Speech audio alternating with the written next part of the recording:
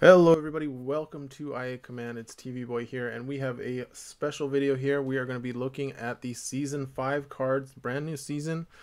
Spoilers have been running, and I have two very special guests on the channel that are going to talk about the new cards with me. And everybody please welcome, and I'm happy to welcome Morgan Gee and his brother Carson Gee. Thanks guys for coming on. Morgan, how you doing? Oh, pretty good. Pretty good. Yeah. Carson? And I'm well, thanks. Happy to be here. Nice. So yeah, we have the season 5 cards. They have just been shown, and we kind of just finished finalizing these cards. So this is being recorded at an earlier date. So a lot of the cards. So guys, I'm going to be showing you the cards that we do have finished, but some of them are going to be still in like prefab condition, not the full, that beautiful full artwork design that we have usually. So, but for those watching, I will have the full cards on the screen because by the time this comes out, those will all be finished. And of course, also, if you guys see any errors, if we catch anything, just let me know because we are still going through the review process at this point on all these, just to catch any typos or anything like that.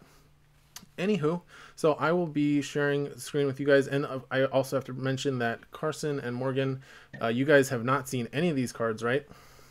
that's Correct. correct. So this is going to Apart be, from the spoiler ones like Cassian and K2. and I've I seen don't, those. and actually I don't think we've shown off the current version of Cassian and K2, so those will be new as well. Ooh. And I'm really excited to do this because as someone who is on the steering committee, I of course get to see all these cards way ahead of time, and as well as like the 5 different versions of each card that before that. And so I'm really excited to kind of hear first reactions from actual players who aren't involved with the design process in any way. So very exciting. Yeah, Okay, let's do it. so let's jump right in because we have quite a few cards to talk about. So let's see if I can share my screen through Discord here. And all right, so the first one. So let me start us off by just giving us kind of a structural overview. So for season 5, what we're doing is we have for each faction, there's gonna be 2 new figures or deployment cards, 2 fixed figures, so old figures that got fixed, 1 skirmish upgrade that was fixed from that faction, and then we also have 1 neutral deployment card and 5 command cards that are going to be not limited to a single figure. So these are going to be like actual trait or any figure command cards, which we didn't do for season 4 because we were kind of still figuring out what happened with season 3.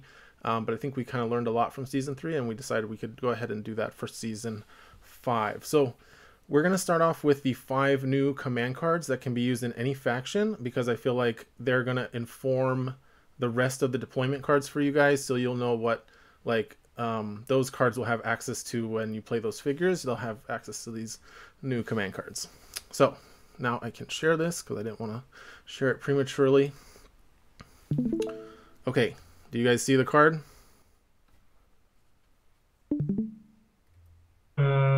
Give me a sec. Yes. Okay. Okay, so I Excellent. will read the card off. So this is a 3-point card called Apex Predator. This is for large creatures. So any creature basically except for Lothcats. So it says use during your activation to become focused, hidden, and gain 2 power tokens of any type and 2 movement points.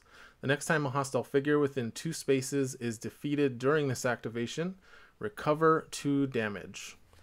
All right, tell me what you guys think.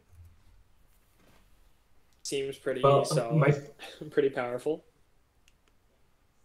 first thought is that it's kind of cool that creatures are getting their alpha card, I guess, Mm-hmm. because hunters have assassinate and smugglers have on the lam.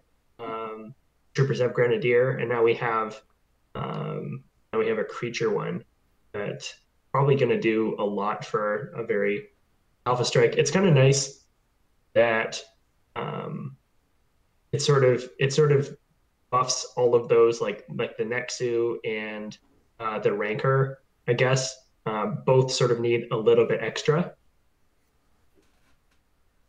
So this seems like it could do it. What do you think, Curse? Would this also work for the Bantha Rider, or is that not considered a creature? Yep, that's a creature, so it works for the Bantha too. So yeah, Yeah. in that case, for him too. But yeah, definitely, I totally agree with what you said, Morgan. I In a love lot of creature lists, there aren't very many ways to get focused except via Gideon or R2, and with this large figure, they have a different means of doing that. Yeah, for sure. I like the idea that it just kind of made me laugh a little bit. The idea of large. I always love it when large figures become hidden. Um, like I love taking hit like camouflage, the command card that makes you hidden, and less with like massive vehicles and stuff, just for the lulz. So yeah, I think this will be really fun, and it will make uh, it'll make the Rancor and the Nexu a little scarier, I think, without.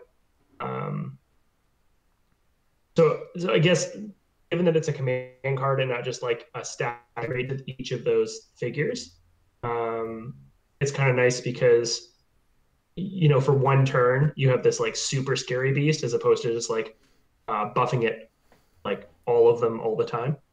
Kind of neat. Yeah. Okay, you guys ready to move on to the next card? Yeah. So the next card we have is Feint. So this is a 1-point card for brawlers. So it says, use while attacking a figure within 2 spaces. Choose 1 attack die and 1 defense die, and remove their results from the attack and defense results. And while I'm letting you guys figure that out real quick, I will just say that out of the 5 command cards that are any faction, 4 of those cards are for figure traits that are included in Season 5. So when you see something in here, you can probably have a hint of what might be coming up later on in the spoiler. But for now, what do you guys think about this attacking command card for brawlers? It kind of reminds me of the recent game that Morgan and I played against each other. There was I tried to heighten reflexes R2's die. He rolled a blank, but you still apply the dodge results. We figured that out after, but anyway, this card, yeah, it seems pretty cool. You're essentially sacrificing an attack die to remove the defense die, so you're solidifying and ensuring some damage gets through, especially if someone rolls a double dodge or something like that. At first, I looked at this. I sort of was, I guess, waiting for that preface from you about how it's going to impact figures coming up. Because I don't, at first glance, know what problem it solves besides maybe like reducing the chance of variance. But like I mean, people who hate dodge, which is a lot of competitive players, will like just more ways of getting rid of it. Yeah, I'm a little bit hesitant, a little bit more hesitant on this one until I see what else comes out. So yeah, I can just say that part of the design process for this card, and a lot of these cards were designed kind of looking at the game holistically and saying what kind of issues are we seeing in the competitive metagame and what kind of cards can we make that will address those for people and give people more options for dealing with that kind of stuff. And yeah, this, like you said, Morgan, this one is really the first primary purpose is getting rid of dodges. People who, we just wanted to give more options for people that really dislike dodges. We've seen people, especially new players, as we get more and more new people joining the game, we always get a player who's like, dodges are so frustrating, and we just like giving more options for figures to take care of that. And the flip side, this also is good at dealing with those, the black die dodge, which is the 3 blocks.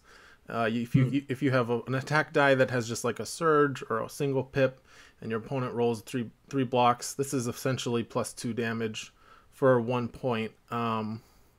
and we like it as sort of an alternative to just doing like a heightened reflexes for a trait. So, and it also let us make the card cheaper since it does have that cost. So we could make it less than 2 points, which usually you would see for a card like heightened reflexes. I guess my other thought is, I guess this is going to be big for Vader players who can basically guarantee a kill now, instead of that like slight chance of hitting a dodge. Now I can just, yeah, you're dead with Vader. He's pretty much guaranteed to get like between 5 and 6 damage, even with 2 out of his 3 dice. So. Yep. All right. Any other thoughts on Feint? No, let's go. All right. So next card is Overwhelming Impact. So this is a 2-point command card for heavy weapons or Wookiees. And it says use while attacking. For each defense die rolled, apply +1 damage and +1 surge to the attack results. And during this attack, ignore all defense results that are not on the defense dice. So I guess this is like the anti-cunning or C-3PO or I guess R2-D2's lucky. Yep, it would stop lucky. It stops power tokens. Any evades, like innate evades or blocks. Mm-hmm. I guess thematically, it's just like how do you dodge an explosion kind of thing. Yep. Right. But yeah, no, that's cool. I think. Coming at you. Yeah, I like the heavy weapon or Wookiee. So I guess if you're thinking about it thematically, like a Wookiee warrior is just like hacking you to pieces with this giant ass blade, or Chewie just shooting you with this really powerful bowcaster, I guess, or Drakata, which is like grenade launcher, I guess. Yeah, and I'll actually say this card started off as a heavy weapon card, and as I was kind of perusing artwork for it, I came across this one for Drakata, and we thought, oh, we could totally make this a Wookiee card, because Wookiees would also definitely appreciate this type of effect. And it worked out well, and it kind of stuck like that. So, yeah, like I said, this is kind of addresses something we've seen, especially comments from the community, just that with IACP, we've seen a lot more defensive play, a lot of defense stacking going on. There's also, I can also speak to the larger, this set of cards. We've talked to people about how, there's this feeling that the offense in the game was really strong, but it was so concentrated in a small number of traits, namely smugglers and especially hunters. And so instead of trying to neuter hunters, we could look at, or neuter defense, we could look at, well, why don't we get that offense level and even it out more across the different traits. So a lot of this is, you're seeing that, interestingly, there's not any heavy weapons that are also hunters, and the same for Wookiees. So we felt very confident that this card would not overlap with like the hunter cards. Yeah. So anyway, just wanted to kind of bring that up because that's kind of a common theme with these cards. Yeah, I mean, Cars, you might have to bring back that wiki list you played. I was actually thinking of playing it in the tournament on the weekend. Because what you had what, Chewie, Garkan, and Drakata, and then what, Sabine? Is that your? Yeah. Yeah, I mean, golden. The thing that comes to mind, Noah, your discussion about hunters, is like I found that in a lot of my lists you can't really go full Wookiee, or full anything that's not hunters or smugglers. Mm-hmm. You generally have to throw a hunter or two in there to get those nuking attacks off. Yeah, so it makes me happy to see we'll have more options. And I think, like, I don't think the other cards, or the cards I've seen so far, are like, I don't know about you, Cars, but they don't seem like if I don't include this, it's why bother? It's just like, these are good cards, and I should try to find room for them. But I don't know if it's going to be like the new, like, okay, if you take smugglers, you have to take lamb. Otherwise, what are you even doing? What do you think? Uh, I would agree. For I guess Sorry, guys. yeah, I do think that this card being in there would give like more of an opportunity to have some decent cards for like heavy weapons or Wookiees to make it more, strictly that list. Um, because the current Wookiee cards out there are, the greatest. Of course, there's Wild Fury, which is probably the best, but you get negative conditions for that. Whereas this card, you can use kind of as to guarantee some damage and surges going through, even if someone that you're attacking adds a defense die, because it actually makes this card better if they do. This one doesn't have any drawbacks either, right? Correct. Yep. Right on. I'm excited for this card for Sabs specifically. Yeah, for sure. Yeah, because they need more surges. Yep. Yeah, absolutely.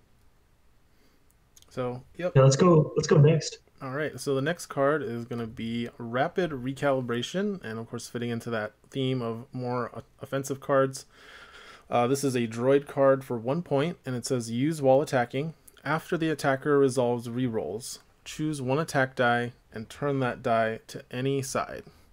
So this is basically like similar to Ezra's Much to Learn ability, but on a command card, so single use and for droids.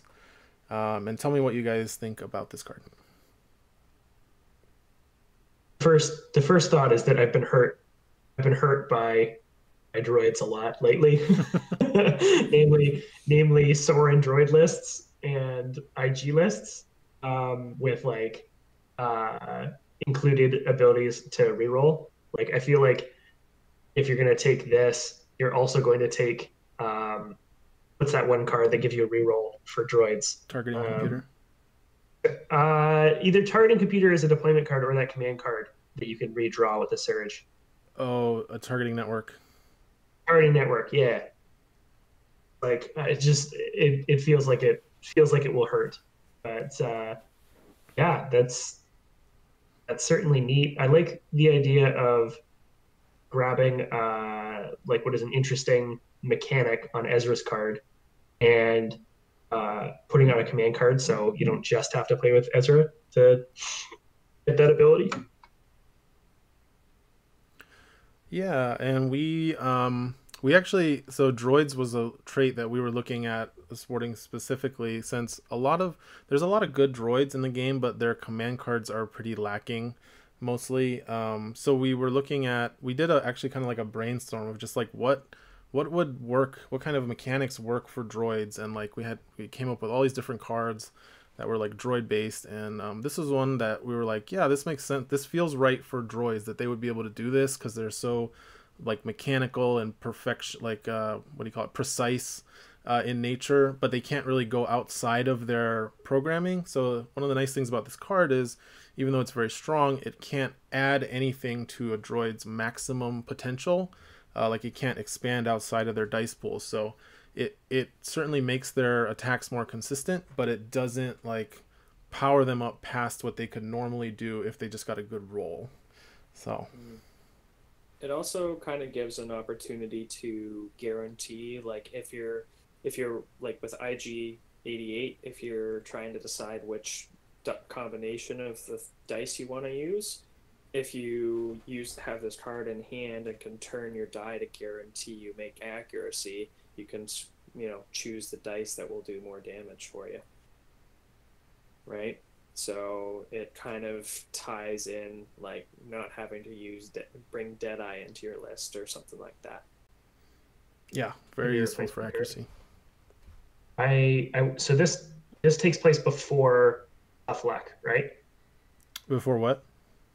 Tough Luck. So like so attack me with IG-11, you play this card, you resolve it, and then I can still tough luck the dice, right? No, so this would be after Tough Luck, because Tough Luck. So this doesn't count as a reroll, and then Tough Luck is played immediately after a die is re-rolled, if I recall correctly.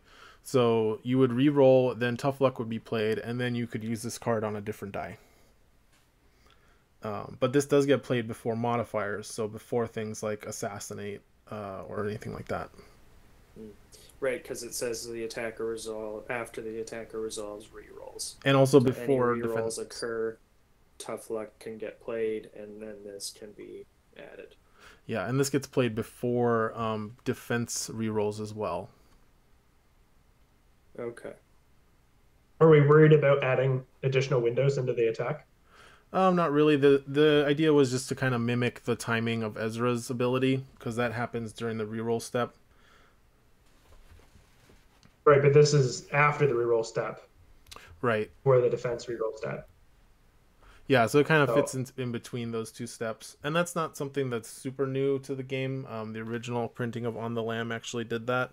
So it's something FFG has done. And yeah, it shouldn't, we don't think it should cause problems, but of course, if something comes up in the playtesting leagues, then we can always change the text during the playtest session to tweak that.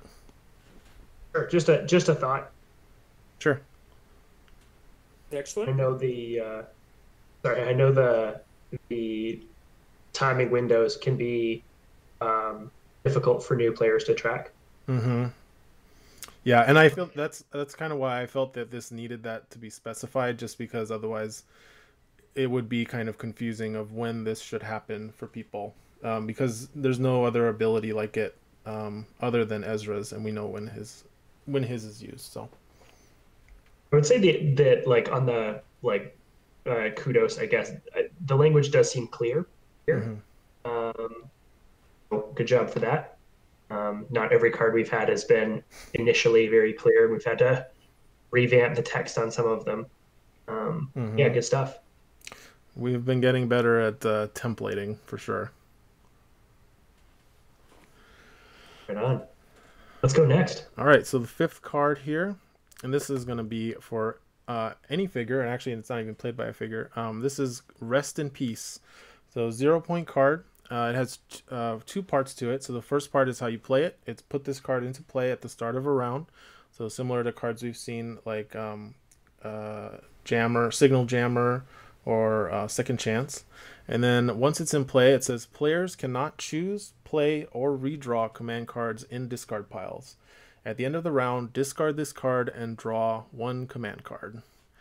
All right, without saying anything about it, go ahead, tell me your thoughts. First one, you go first.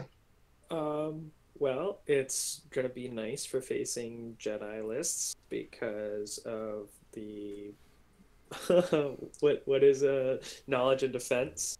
I hate that card so much. That's why I let you go first. Shut up.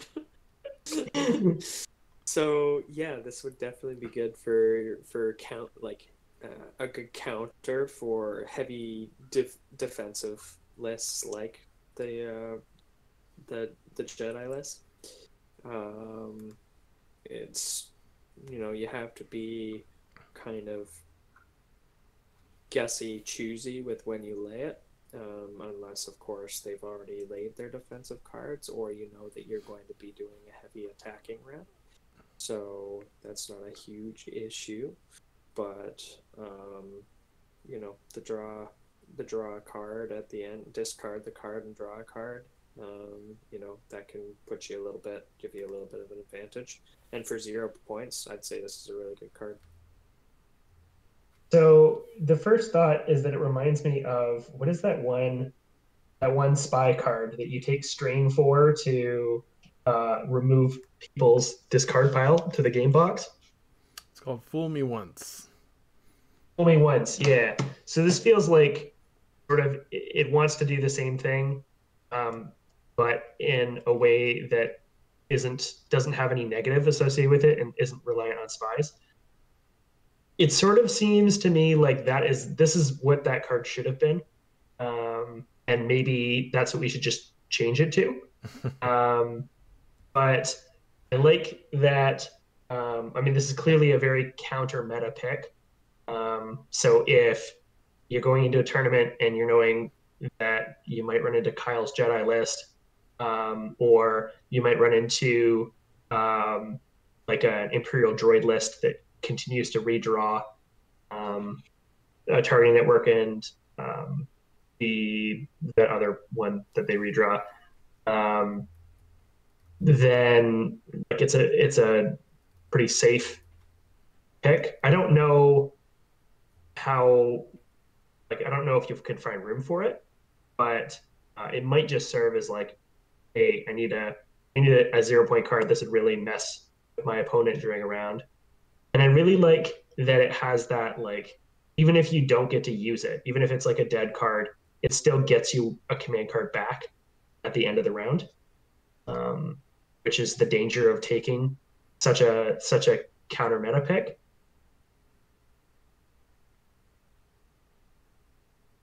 Yeah. Those are some good points. Yeah, everything you said makes me very happy because that's exactly why everything you said was what we were trying to design into the card. Um, I should probably mention you guys, well, there's going to be a preview article for this and where it will mention all the cards that are actually affected by this card. So I'll just read them off really quickly. So the cards that are stopped by this card while it's in play will be Rebel Graffiti, Data Theft, Targeting Network, Shared Experience, Leia Organa's military efficiency ability, knowledge and defense, as you guys mentioned, Built on Hope, the second effect, and then another card that you guys have not seen yet, which we'll be talking about later.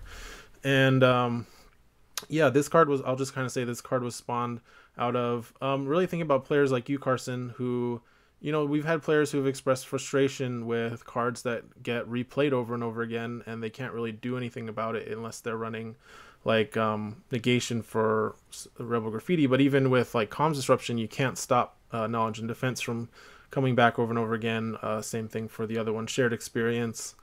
So we really wanted to give those players who, you know, we don't want to nerf those, keep having to nerf those cards, because there's also players that really like that kind of thing. But we wanted the players who dislike playing against them to feel like they have a tool in their toolbox to bring against that kind of strategy and feel empowered and like they have agency against it. So yeah, that's kind of what is going on. And there's also, and we've also got, having this card means we can design more discard focused cards, because we know that Rest in Peace is there to help deal with them if they get too out of hand. Although it's very tricky designing around the discard pile because it can get unbalanced very quickly. And that's all I wanted to say about that card. So you guys have any final comments? I just have one. I mean, even for like if you are taking a list that relies on redrawing cards from your discard pile, I don't think this card is going to ruin your day, because it's only for one round that you can't do it. That's like it is a hurdle to overcome, but it's not like, oh well, you know, I may as well pack it in because my opponent took Rest in Peace.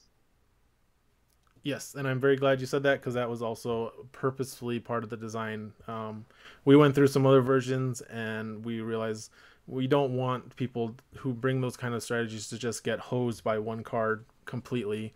So this is offers counterplay, but not like a total rock paper scissors experience, which we wanted to avoid. I mean, I guess, and also a counterplay that's potentially worth it for, you know, the point value. Like, it's a 0 cost card, and if you're looking to, you know, change your strategy to counter, you know, this is maybe one of those cards that you feel like choose between one or two in your list. Like, okay, I can get rid of this one if I know my opponent's playing this list, right? Yep. Okay, so we'll move on. So those 5 cards are going to be very important because you're going to see them in lots of different lists. But now we're going to move on to the deployment cards with the figures, and we're actually going to start off with a neutral card, and this is our first neutral figure deployment card in the game. So other than the Daniel Taylor card. Oh yeah. That doesn't have a figure though. This has a figure. This is a character. So Mara Jade, welcome Mara Jade to IACP, everybody. I'm very excited to reveal this because this has been.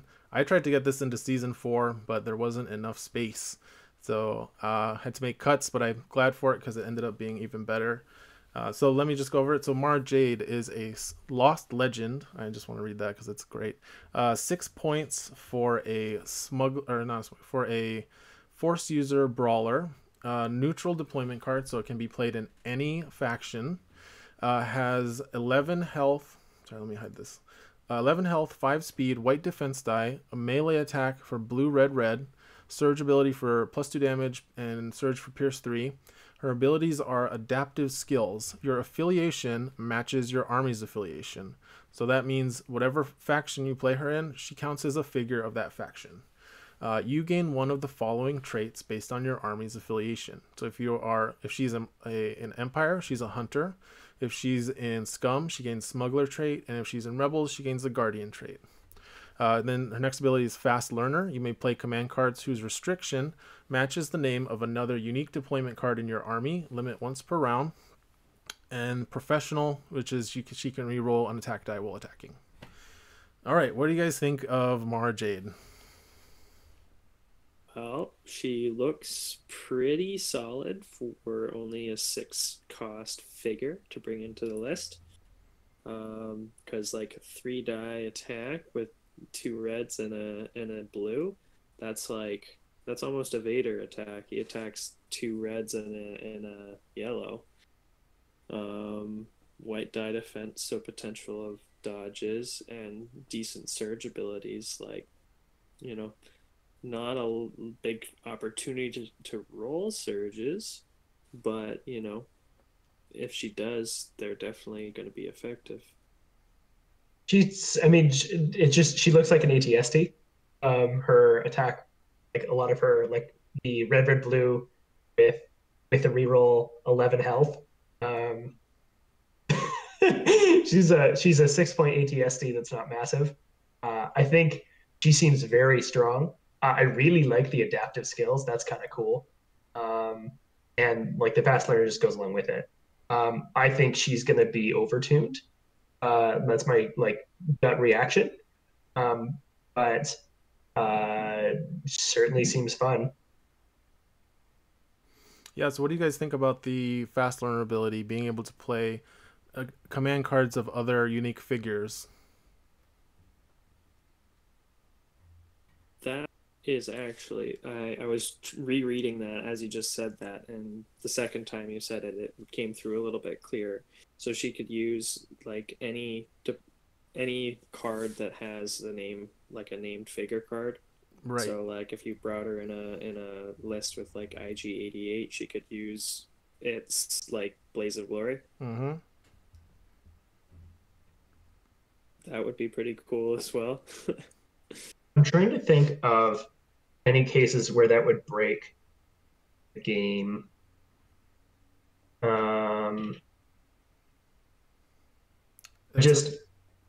It is important to note it is a limit once per round, because we also tried to think of that and we found several ways when it's not limit once per round. So that helps, I think. I mean, I can see you're probably going for this because it is frustrating taking unique figure cards and then having that figure die before you draw them. Mm-hmm. But it does mean, I don't know. I wonder, like, it's neat. I wonder about, like, for example, I played a game against Derek the other day, and he brought Dengar. And I knew, and I had the back of my mind, that if I attack Dengar, if he's got his card, then I'm going to get attacked back. And I had to plan around that. Now you have to plan around 2 figures or basically Mara Jade running around with and a bunch of unique figures. You have no idea what she's capable of. So kind of limits counterplay, I guess. It does mean that she's super unpredictable, which I guess is a really cool um, flavor.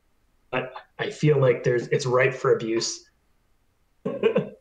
And I feel like it takes away, like if someone manages to take out a queen piece like Luke or IG-88 or Vader before, or sorry, not Vader, but if they are able to take out a queen piece before they can use their special card, you're basically giving it a use to another figure. So it's like they aren't rewarded for doing that. It's just so Mara Jade is the new son of Skywalker. Hmm. When Yoda was saying there is another, he was actually talking about Mara Jade. Hmm. And for those who don't know, Mara Jade is Luke Skywalker's wife. So Stepson or son-in-law rather. yeah, stepdaughter of Skywalker. Or no, it's daughter-in-law of Skywalker. There you go. Anyway, yeah. So this one I just like it's very thematic for those who have not read the Legends or old expanded universe. She went from being an Imperial assassin to then a smuggler for the Syndicate to then of course joining the New Republic and with Luke. So yeah. Anyway, let's look at her command card because she does get her own command card. So oops, this is there we go. One last thought. I just appreciate how it's her subtitle is Lost Legend. I did notice that. Yeah. Yes, I do love that subtitle. She's definitely probably one of the most popular Legends characters that has not been brought back into the canon, and I'm happy that we get to bring her into IACP. Okay, so this is her command card. So 1 point for reactive loyalties, and you'll notice it doesn't have a faction restriction, of course, because she could be in any faction. It says use after an attack targeting you resolves. Perform one of the following based on your affiliation. So the attacker suffers 3 damage, you gain 3 VPs, or you recover 3 damage. For the first one's for Empire, so 3 damage if you're Empire, you gain 3 VPs if you're Scum, and you recover 3 damage if you're Rebels. Okay, any thoughts? I mean,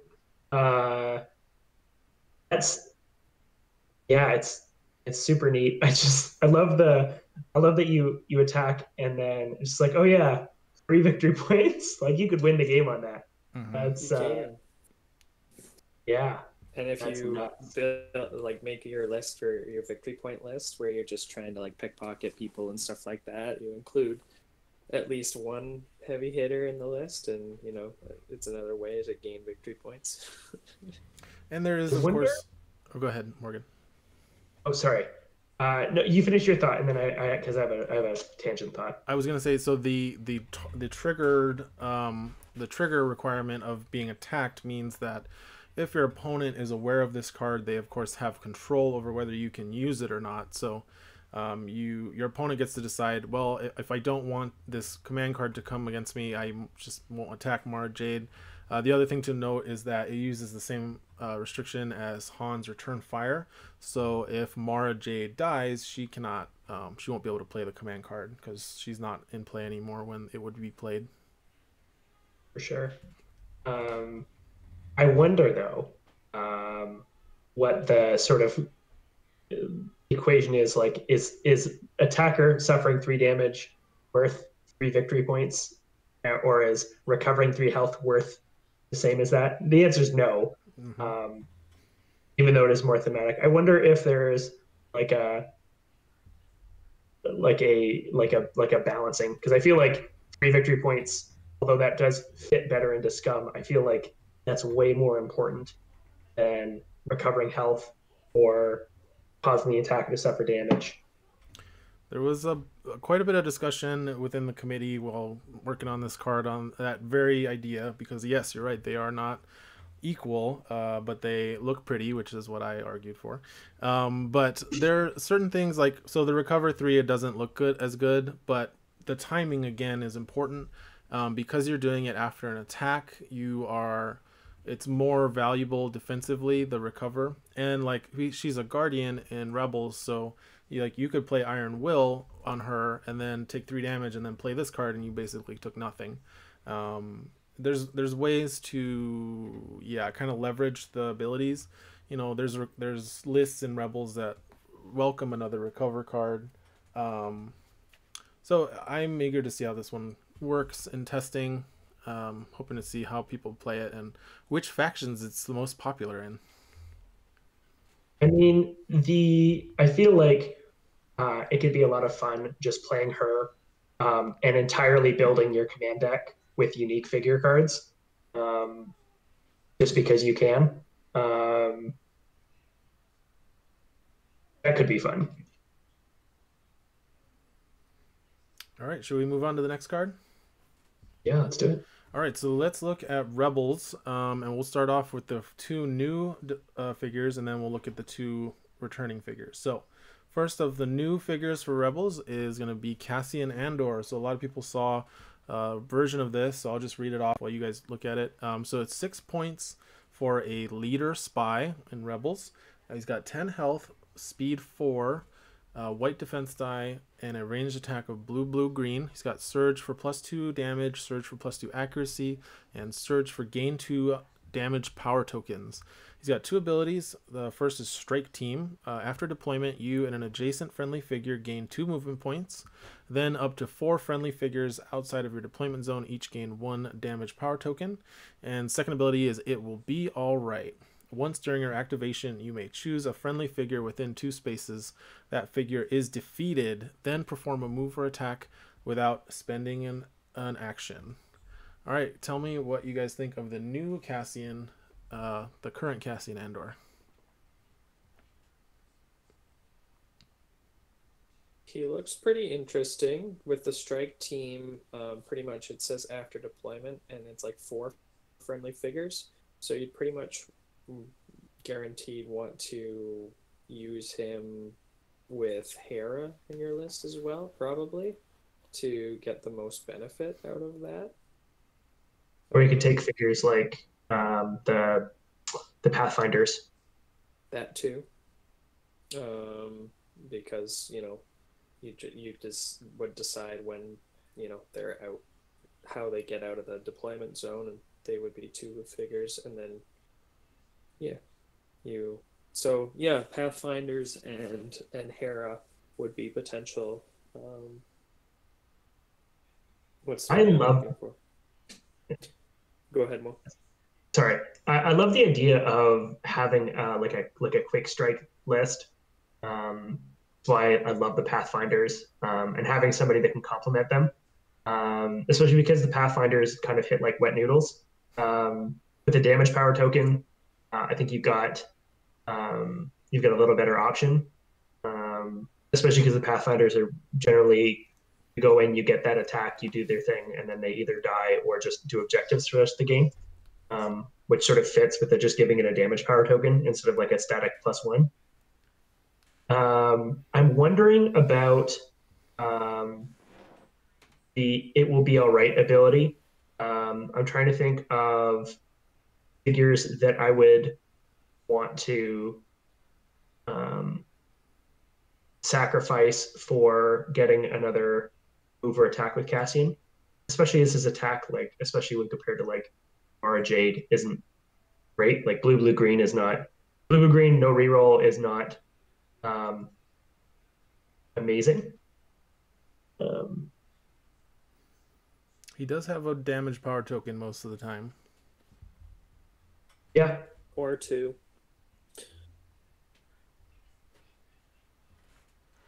I wonder if you were.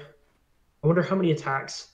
I guess. I mean, I guess he can get free attacks from killing his allies, but gaining 2 damage power tokens. I wonder how useful that is, given that he's probably only making between 3 and 4 between 2 and 4 attacks a game. Like if you start with 1, take a shot. If you get the surges necessary to get that, you got 2 more damage power tokens. You're probably going to only use that surge once a game. Um, but it'd be interesting. So I can tell you from the internal playtesting, what was reported to me was that the play pattern they usually had was he would be focused for the first attack and surge, and then after that he'd be having to make attacks without focus, and that's when his damage started to drop off. So the first attack being focus, you tend to get an extra surge for blue, blue, green, green. Then we changed it to he gains 2 damage power tokens instead of just 1, so that way he's set for his next 2 attacks without having to worry about getting extra surges without a focus on the second attack. Okay. Yeah, and the second ability, that's something that we were trying to incorporate that because that's a very important scene for the character from the movie. So we wanted to incorporate that into him somehow, and we liked you're gonna bring like smugglers maybe, or pathfinders are also, you could sacrifice those guys, and we like that there's some combo potential there with rebels tend to have things that when figures are defeated, so like heroic effort if you want to draw a card, and of course Chewbacca has debts repaid that you could combo with this. I expect that second ability will get used maybe like 1 out of every 2 games sometimes, unless people really build around it. Yeah, I'm still trying to think of reasons to use that, because by taking out your own figure, you're removing them and making it easier for your opponent to not have to spend an attack or a card on finishing off your damaged figure. So, but like you said, there's heroic effort and debts are paid and things like that. But Yeah. I mean, I feel like if you want to make use out of that bottom ability, you really want to put them in a Chewbacca list. But yeah, it could be fun combo potential. I still don't know why you would take Cassian over Mara Jade though. Well, he can hit from much farther away than Mara Jade can, Sure. and he's also a spy. As well. All right, ready to move on? Yeah, well, let's talk about his command card real quick. Oh yeah. So his command, I'll blow it up a little bit. It's 1 point for sniper configuration. So special action, perform an attack. You may draw a line of sight from any friendly figure, but still measure range from this figure. Apply +2 accuracy and pierce 2 to the attack results. So it's pretty similar to the mortar trooper. I was gonna say just more like mortar configuration. Mm-hmm. Yeah, I mean you can't hide with it, which is kind of nice. I feel like this would be a reason to bring Cassian, and that you just have somebody to finish off those pesky low health or those figures that like to run away after dive bombing in. Yep.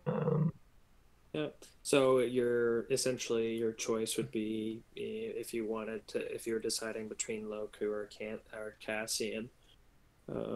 One's a 5-point figure and one's a 6-point, but has a special card to go along with them.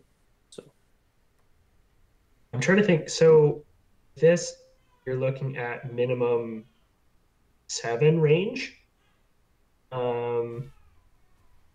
And that's if he isn't focused. Mm-hmm. Yeah, that's you're pretty much using it to finish off a figure, which is kind of neat.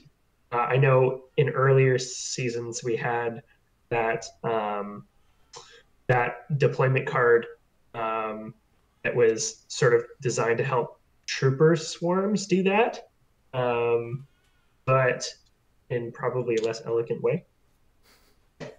So I like this. This seems like a fun and very unique ability.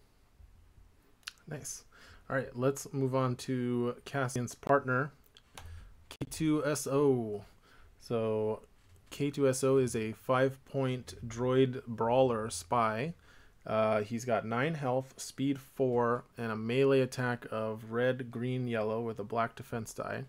He's got built-in +2 accuracy with a melee attack. Yeah, so surge for +2 damage, surge for +1 accuracy, and pierce 1.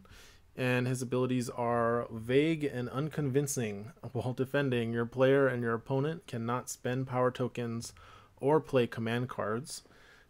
Second ability is Cassian said I had to. Once per round, when a friendly leader enters an adjacent space, he gains up to 1 surge power token.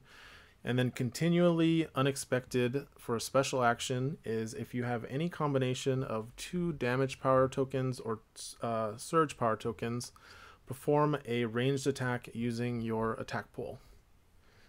So what do you guys think? I don't know what you have seen of previous versions, but I think this one's been updated since the last it was shown on the live stream.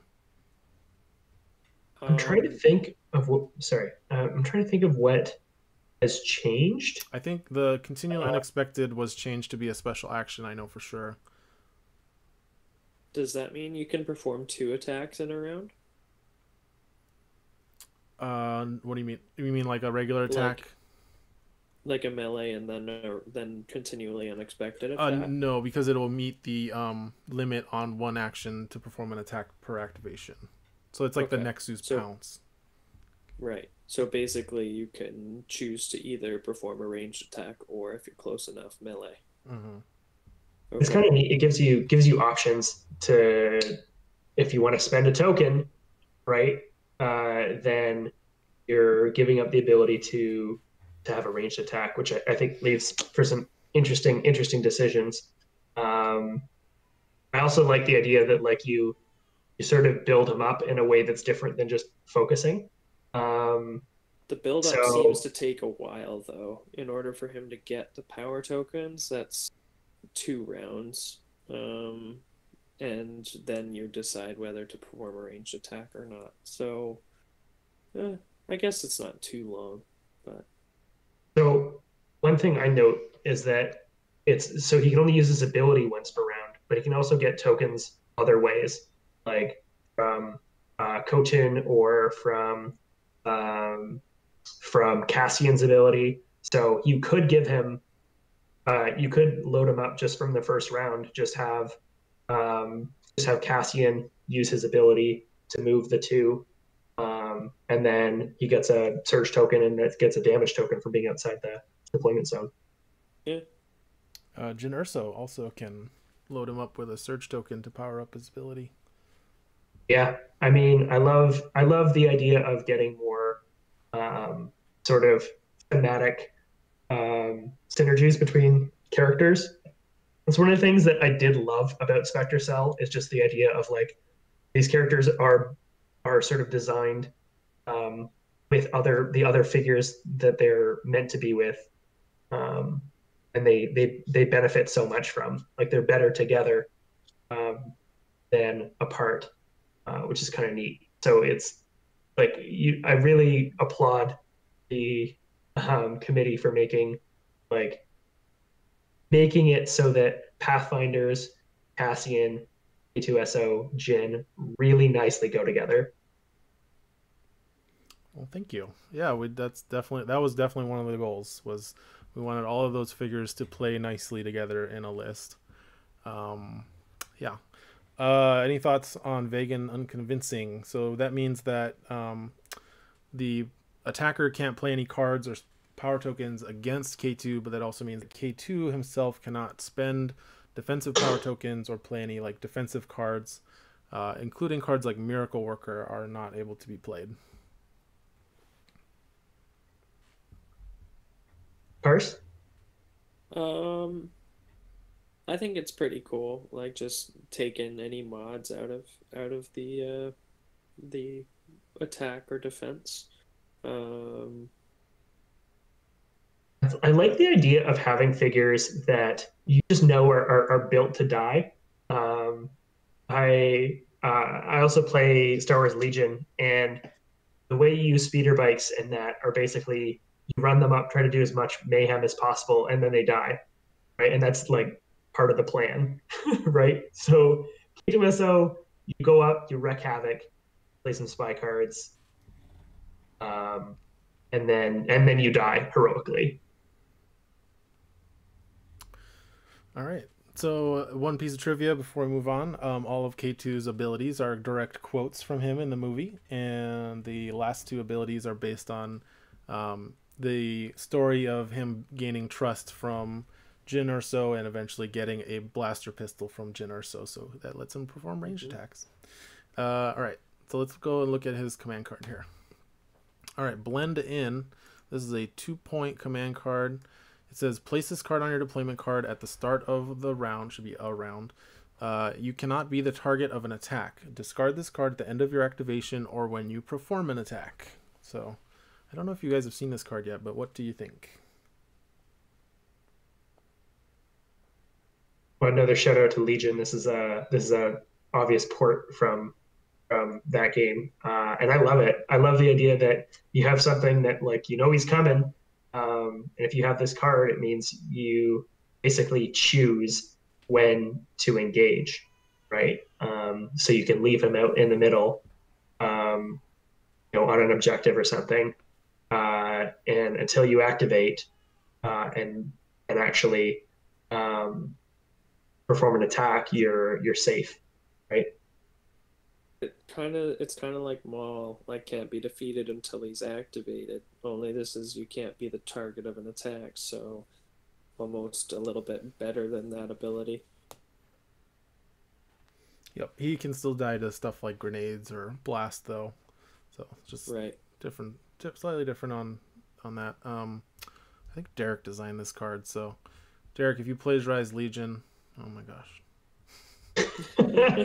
But you know what, I will say there we do certainly look at Legion cards. At least I do. I spend a lot of time looking at Legion cards, even though I don't play that game. I do look at Legion cards a lot just to see kind of what the guys over there are doing with these figures, and as you can see, we don't take everything because a lot of Legion's abilities and mechanics don't work in Imperial Assault, or they don't blend well, but some of them do, and I think this card's pretty cool. Yeah. All right. Okay. Next card. So the next card is going to be a returning figure for Rebels. Oops. Gotta undo my zoom. All right, we have Davith Elso, a character a lot of people have been waiting for, I know, but we finally were able to get him into Season 5. So Davith, of course, is a 6-point spy force user from the Bespin Gambit expansion. He has... he's actually pretty much unchanged. I'm just going to mention what has been changed from his FFG card. So instead of Surge for +1 in hide, he now has a Surge for +2 damage in hide. And then Fell Swoop is now costing just a single surge instead of 2 surges. And those were actually all the changes. So I'm going to... you know what? I'm going to ask you guys what you think, because I know that compared to a lot of other cards we've put out, these are pretty small changes, but what are your thoughts on the changes that have been made here? It doesn't look like he has much to spend his surges on, except like Fell Swoop, I guess. Like, you know, Pierce 3 and 2 damage, like, I guess what more could you want to spend your surges on? But, like, similar characters have, you know, like a yellow-green die. Like, there's no negative conditions that he can apply, which might be interesting to add to him. But I think you have to assume if you are playing Davith, you're going to always want to be hidden. You start the mission hidden, and I mean, you're really hoping for a second surge that you can Fell Swoop. Oh, actually, sorry. Yeah, you have 2 ways of becoming hidden, which is kind of neat. You could either pick the +2 and hide, or you could become hidden. Sorry, that's what it says in the card. And then perform another attack. So you've got... I can probably see that the way you'd play Davith is you'd want to Fell Swoop with your first attack, and then use, because you can only use Fell Swoop once a round, use the +2 hide surge for the second one, you always end up being hidden.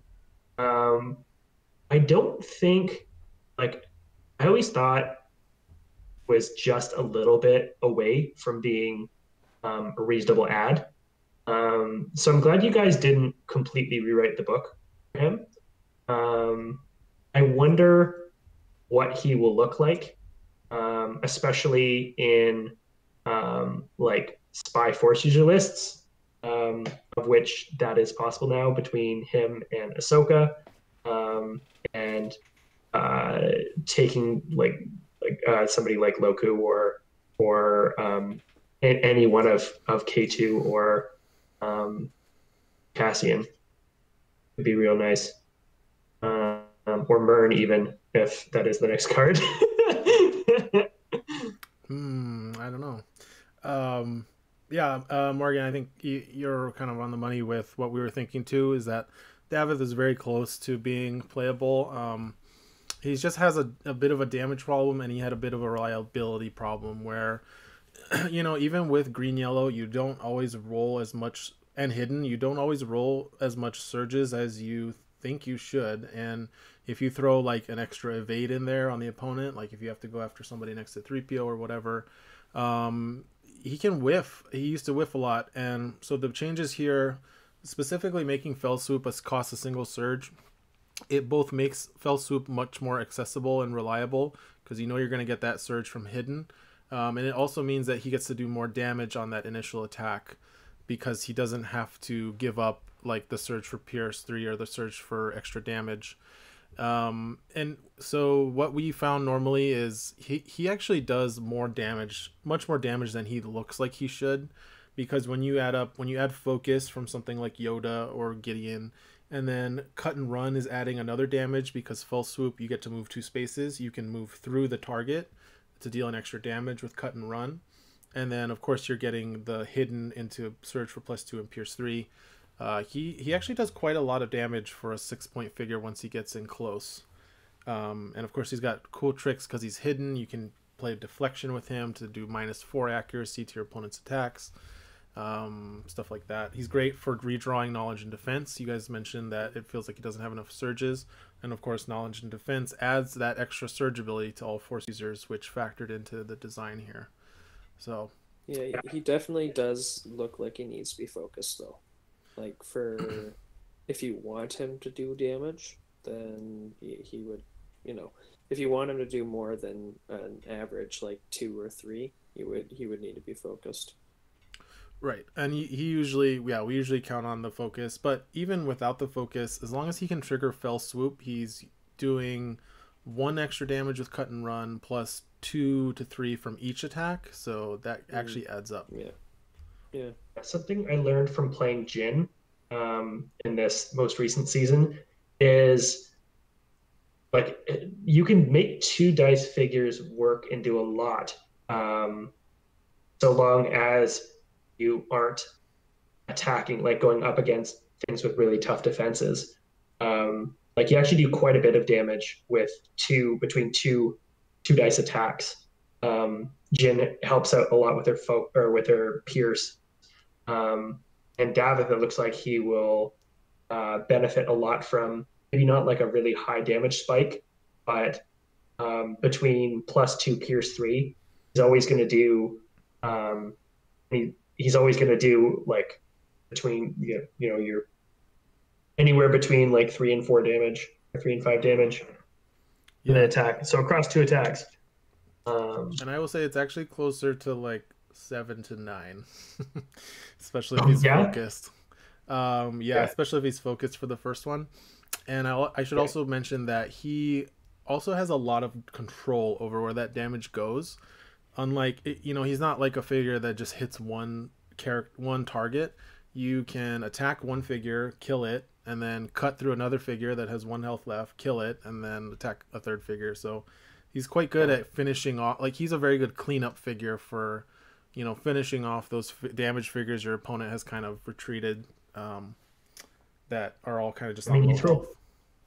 Throw Pummel in there, and you could potentially kill 4 figures in a turn. Yep, and he's good at Pummel because his command card, which I don't have here, but his command card's quite good. It's the 2-point card that for special action he becomes invincible until his next activation, and then he gets 4 movement points. So very good for leading into a pummel play. What I really want to do with that card, I've wanted to do just waiting for the hopeful buff, which now he does, is I want to play his vanish card and then play get behind me so that there's just no damage done to him. Yep, that's the combo. Yeah. Because So, he can still be attacked, he just doesn't suffer any damage. yeah, so I'm excited to try David out. I feel like he's gonna be a character that you need to practice with to get good. He's not just like a plug and play. Like you're gonna have to practice with him and see how he works and maybe design a bit of the list around him. But I think he'll be an effective figure for sure. All right, so moving on to the final figure for Rebels is, like you said, like you guessed, we have Mern. And Mern actually has quite a bit of a rewrite. The original card it was not working. So yeah, we were inspired. We took inspiration from the original card for her abilities, but we worked them pretty hard. So this is a Mern. She is 4 points for a leader spy. She actually has 9 health, speed 4, range attack for the blue and a yellow, and a black defense die. She has 4 abilities: +2 accuracy, surge for +2 accuracy, surge for +2 damage and hide, and surge for weaken. And she has 3 abilities. So false orders, this is the original main ability, no longer costs an action. It just says once during your activation you may choose a hostile figure with a figure cost of 4 or less within 4 spaces. Perform a move or attack with that figure. Then we have a new ability for Mern, which is Figurehead.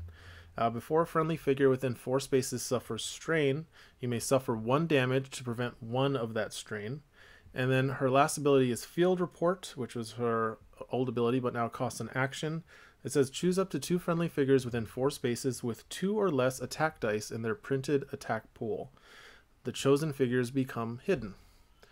Okay, so what do we think about the new Mern? She's got a lot going on. Yeah, she's basically a really good support character. She can do a lot of things. She can weaken, she can hide her own figures, she can prevent strain. But like you said, definitely a lot going on. And definitely like that she received a little bit more health. She was pretty squishy before. Yeah, I think with the addition of like the figurehead ability, she can sort of be a damage soak now, and especially because she's got the spy cards, which like Intel Leak will cause her to take strain, and she's got the health for it, which is nice. I really like that False Orders is not an action anymore. I feel like a lot of the original design of the figures that came out ran into that same problem where you have to choose to do this instead of an attack or something that you want to do. And because of that sacrifice that you had to make, you never saw these figures get played. Bosk was the same way. Like you're never going to do that indiscriminate fire if you have to do it instead of attacking. And unless there's some way of getting the movement in there, you're never going to be able to do it twice. So this means that your opponent has to think before sending in like jet troopers into your back line. So Mern seems like a sort of like support linebacker, which is kind of cool. Yep.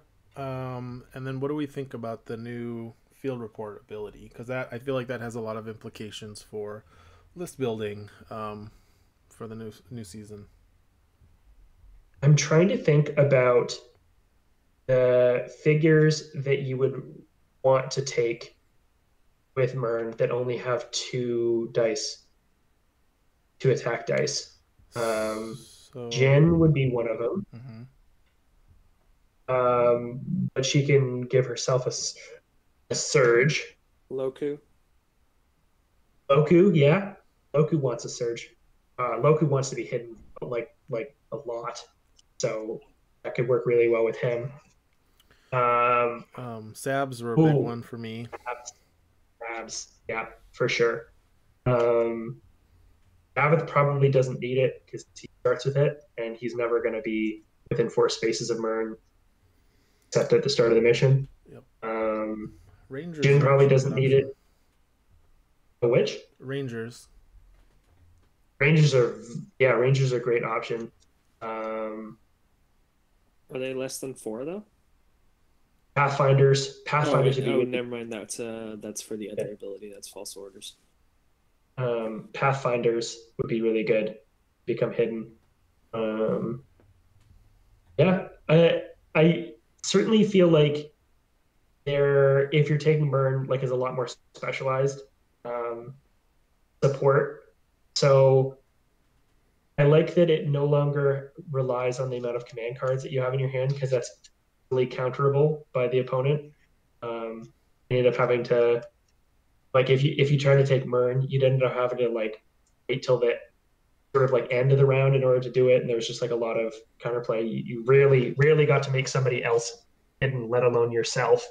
Um, and and it really didn't matter. So now it's you choose 2 friendly figures. It doesn't have to be yourself. And although it's limited in who you can hide, um, it it's a lot easier to pull off. I also want to point out, and I think you'll point this out as well, is that because it's only two or fewer attack dice figures, you're probably not going to be focusing them and hiding them.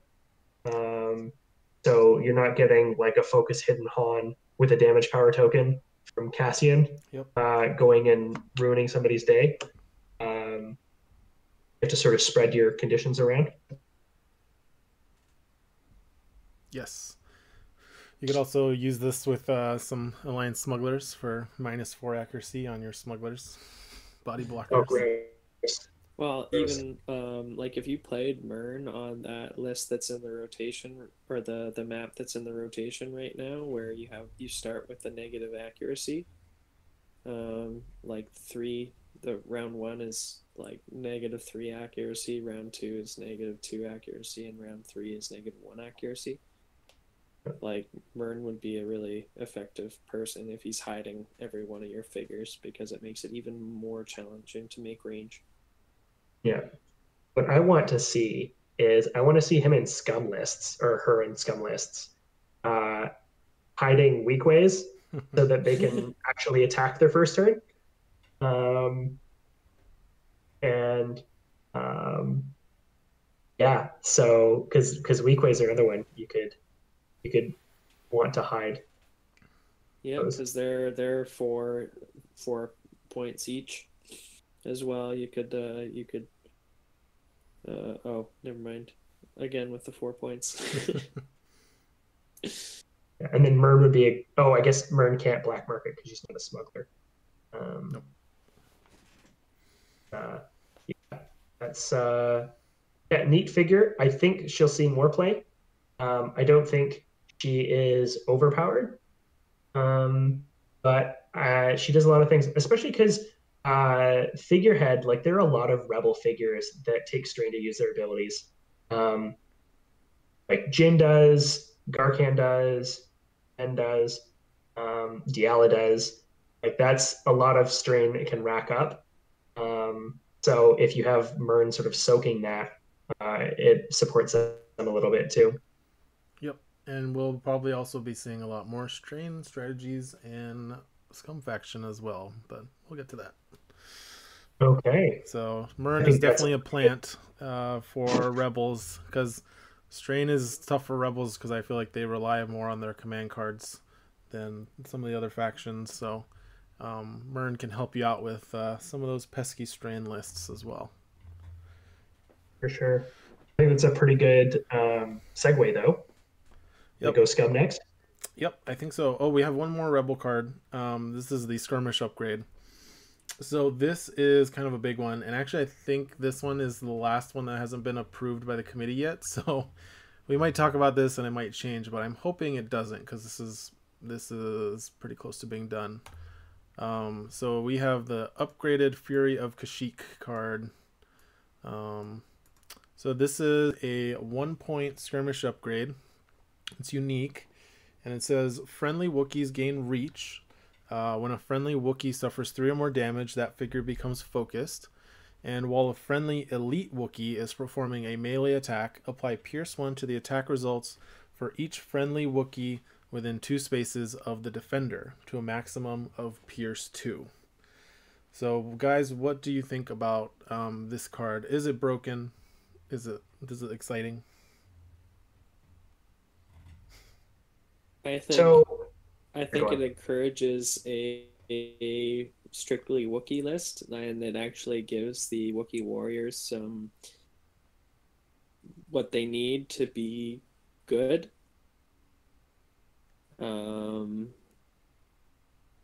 Yeah, that's. And I just want to support your point there, Carson. It kind of deftly doesn't, like, there's sort of a diminishing buff. Like, it's like a very strong buff for Wookiee warriors, and a sort of medium buff for Garkan, and a minimal buff for Drakata. Because everyone benefits, every Wookiee benefits from the focus. But really, Garkan's already got reach, so he doesn't gain from that. But the Wookiee warriors definitely need it. And the Pierce is really nice, again, for the Wookiee warriors. Garkan could use it, but it's not. I think could definitely use it to become focused. Oh yeah. Like, as soon Absolutely. as Chewie activates, he becomes a target, right? Because you have debts repaid in your hand from the get-go. So, like, this makes, Chewie, I guess, more or less vulnerable, I guess. Or less of a target anyway, because if you want to attack, if you want to take on the champ, you better put him down in one shot. Yeah, Morgan, I feel like you're like in my head when you mention that stuff. Like that's exactly what we were going for with Fury of Kashyyyk. Is we identified that there's different levels of strength among the Wookiee deployment cards, and some of them need more help than others. So these features are designed to really give a lot more to the Wookiee warriors, and just give a small boost to like Chewbacca and Drakata, who are doing okay already. I should say, so I kind of ruined things by my little comment, but originally the one right before this version, it allowed any Wookiees to use that Pierce on the melee attack, and turns out when you spam a bunch of 8-point Wookiee warriors in a list with that ability, it gets pretty crazy. So that got limited to just the red Wookiee deployment cards, but the regulars still benefit from reach, which is still a big help. Yeah, I think that's honestly my favorite part of it is giving the Wookiee warriors reach, because they really needed something to be able to get in there. And I think that's like a thematic way of doing it. I feel like this card kind of reminds me of like the Jawas with Utini. Like there's sort of like a mental math of like, how many of these things do I need to take before it's worth taking this card?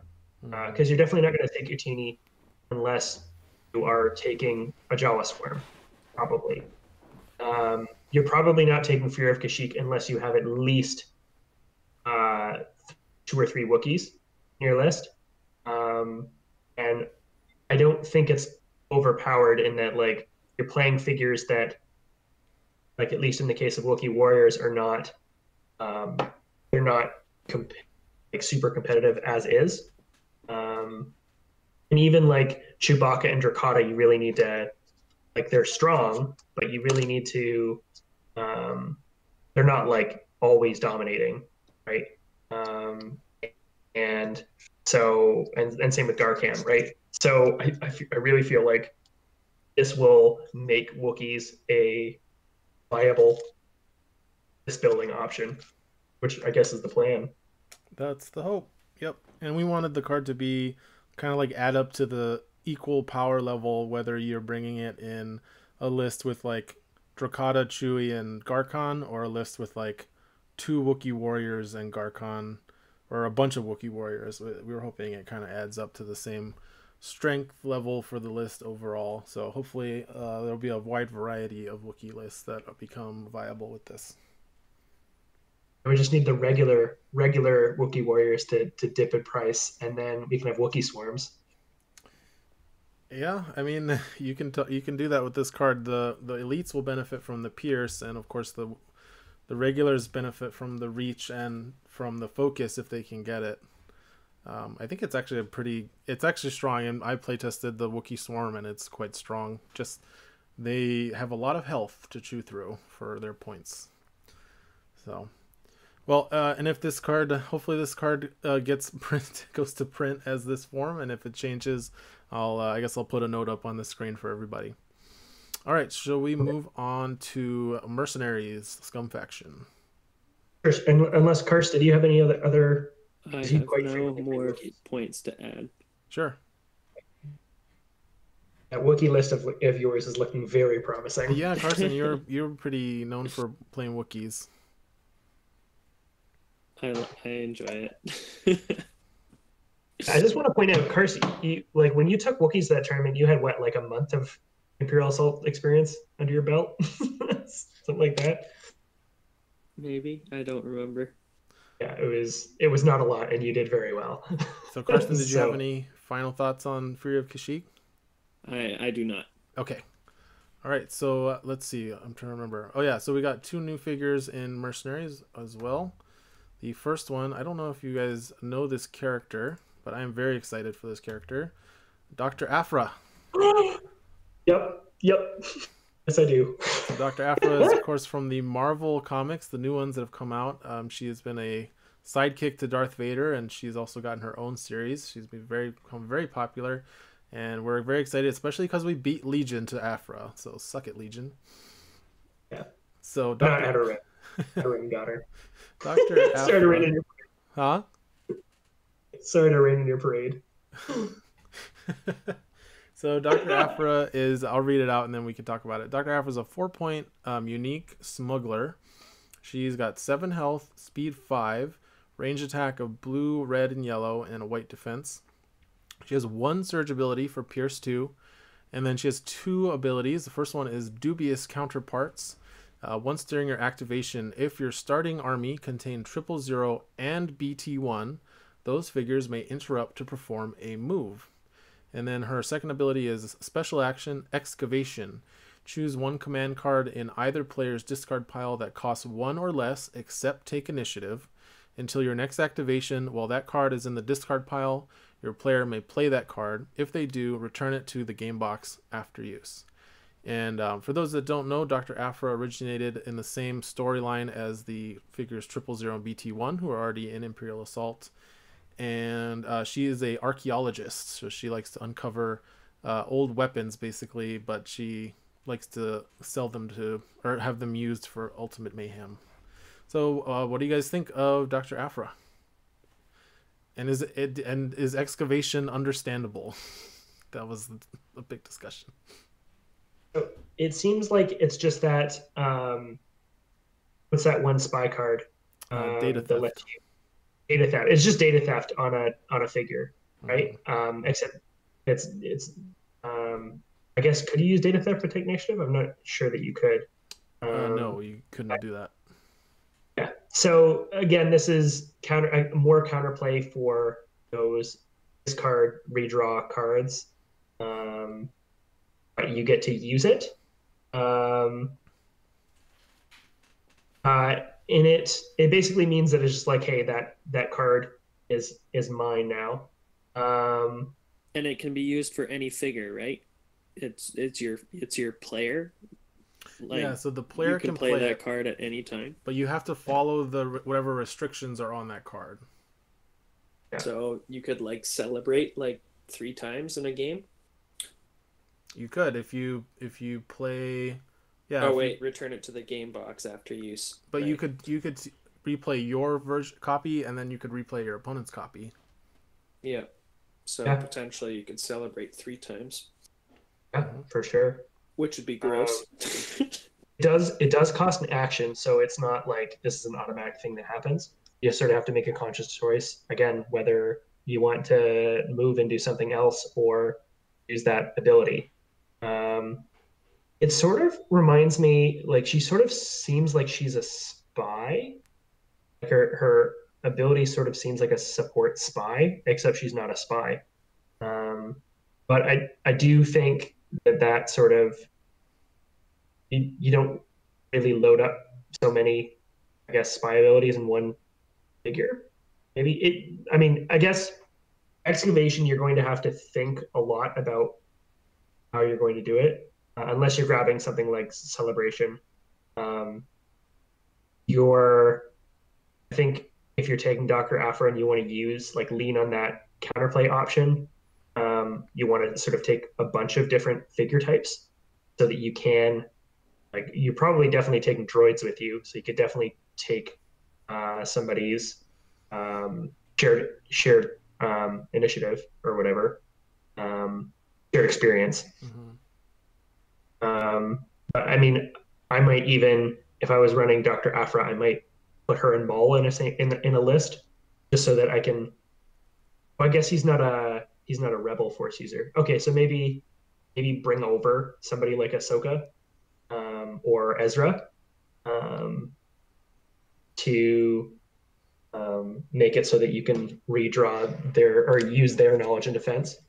Well, you Um, can't choose no one in defense because you can only choose cards that cost one or less. oh yeah, one or less, right? So Okay, you could take yeah, away like shared experience or whatever that card is for vehicles. yeah, for sure. Yeah, I don't think I think it's another one of those abilities that you might use once every 2 games, and that's probably enough.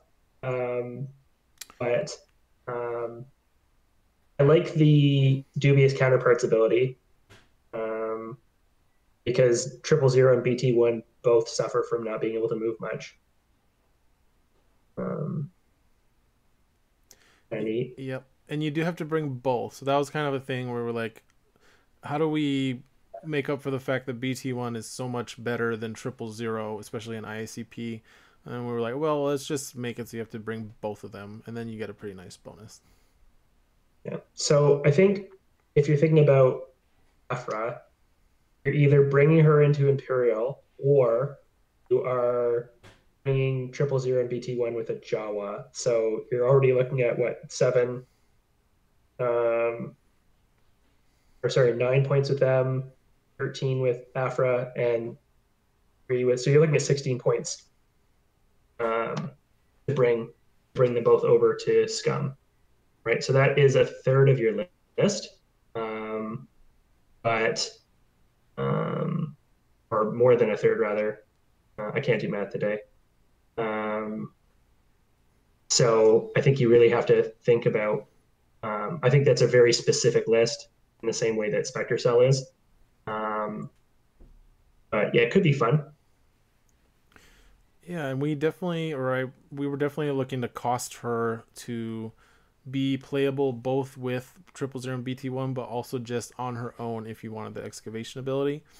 I will say from playtesting and everything that excavation's actually ability that even if you don't build around it, you will use it multiple times.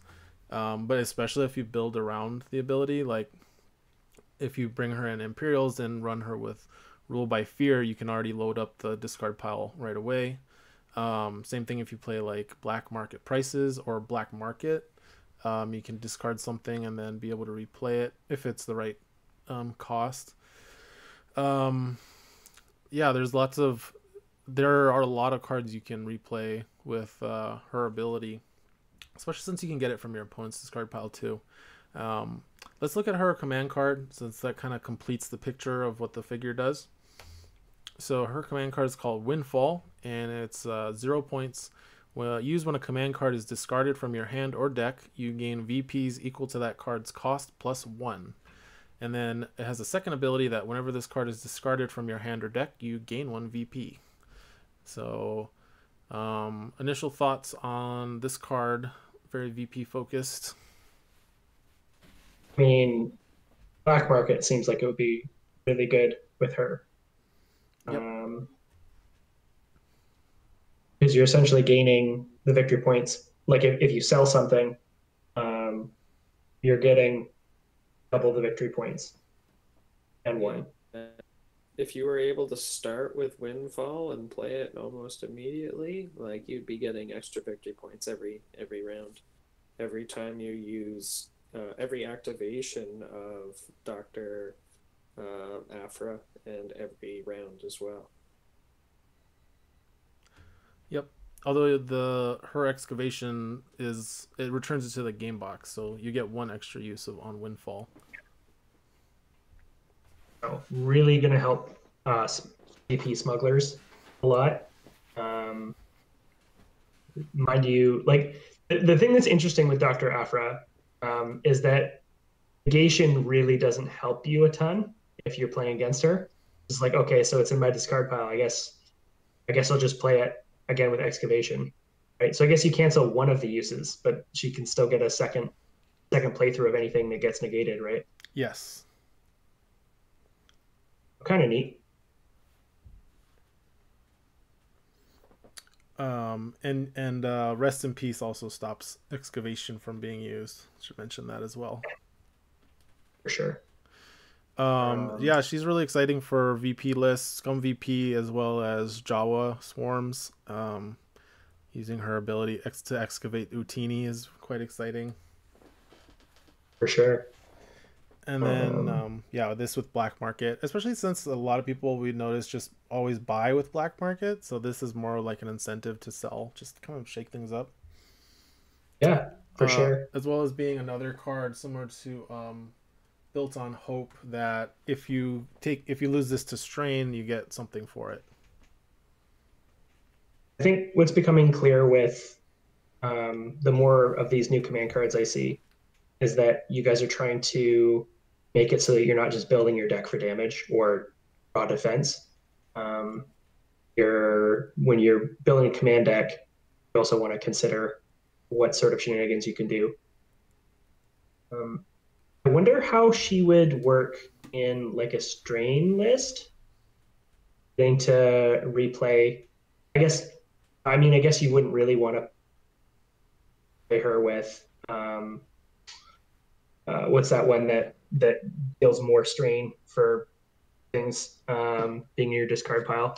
Escalating hostility, yeah. Escalating hostility, yeah. You wouldn't really want her for that because it puts it in the game box. You get another play through it, but it makes all future ones weaker. It certainly opens up your options as far as your opponent's discard pile, giving you more cards to choose from for excavation. Sure. All right. Yeah. Unless you guys had anything more to say about Dr. Aphra, we can move on. Just one last. She sort of seems like a scum flavored Hera, and her like health cost and attack pool is similar. Mm-hmm. If you're probably taking Aphra, you're probably not expecting a ton of attacks. And the blue, red, yellow, I played enough Garcan to know that you're not going to do a ton of damage with her, but you will have consistent damage. She's only got the one surge ability, so you're probably not counting on her for her attack a ton, but more for what she just brings support wise. Yep. Yeah, that's exactly right. All right, so we'll move on, and then I have to open the door to listen for baby. But you guys, of course, will keep talking. I'll be here with you.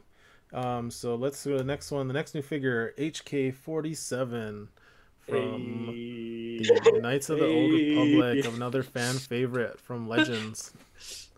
Very statement. All right. Yes, and I'll go ahead and read through it and Meat then bags? let you guys talk while I step away for a second. So HK-47 is a 7-point droid hunter. He's got 11 health, speed 4, black defense die with a range attack blue, blue, red. Surge abilities are Surge for +2 accuracy and Surge for +1 damage. He's got 3 abilities. The first, Query. When you declare an attack, apply +2, should be damage, I'll fix that, to the attack results unless the defender suffers 1 strain and becomes bleeding. Conclusion. While attacking, apply -1 dodge to the attack results. And Mockery. After a hostile figure removes the bleeding condition, that figure suffers 1 strain. Alright, go ahead and talk, guys, and I will be back in just a second. All right, go ahead, I Cars. love this card. I mean, we both just love Ditch.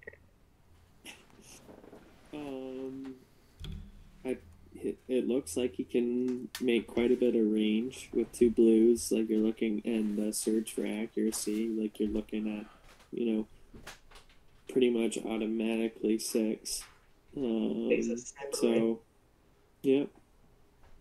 And with the red, you know, he's looking at putting through a bunch of damage, and you're not scared to attack a figure with a white die because, you know, it takes the dodge out of there. So the only thing about that is, you know, attacking a white figure is the evade. You know, it looks like you're struggling to get surges maybe a little bit. But you're not really attacking for surges, right? Like, Correct. I feel like with this figure, you don't really care if you surge because your surges are so poor. Mm-hmm. And you, like, I really see this figure doing a lot in strain lists because it's basically like, okay, so you have a choice now. Your choice is being strained and also being strained twice or taking 2 damage, right? Mm-hmm. Because if they do remove the bleeding, it's at least 1 strain that they're getting rid of, right? Yeah. So So taking that under duress, is it? Where you take an extra strain or pitch an extra card? under duress could be great. Yeah, I think that, or I mean, you can even put Headhunter on him, because then they really need to, like, the defender's just like, okay, well, you're probably going to have to take. They're just going to give you 2 extra damage, right? Because they have to choose: is it +2 damage, like Hondo, right?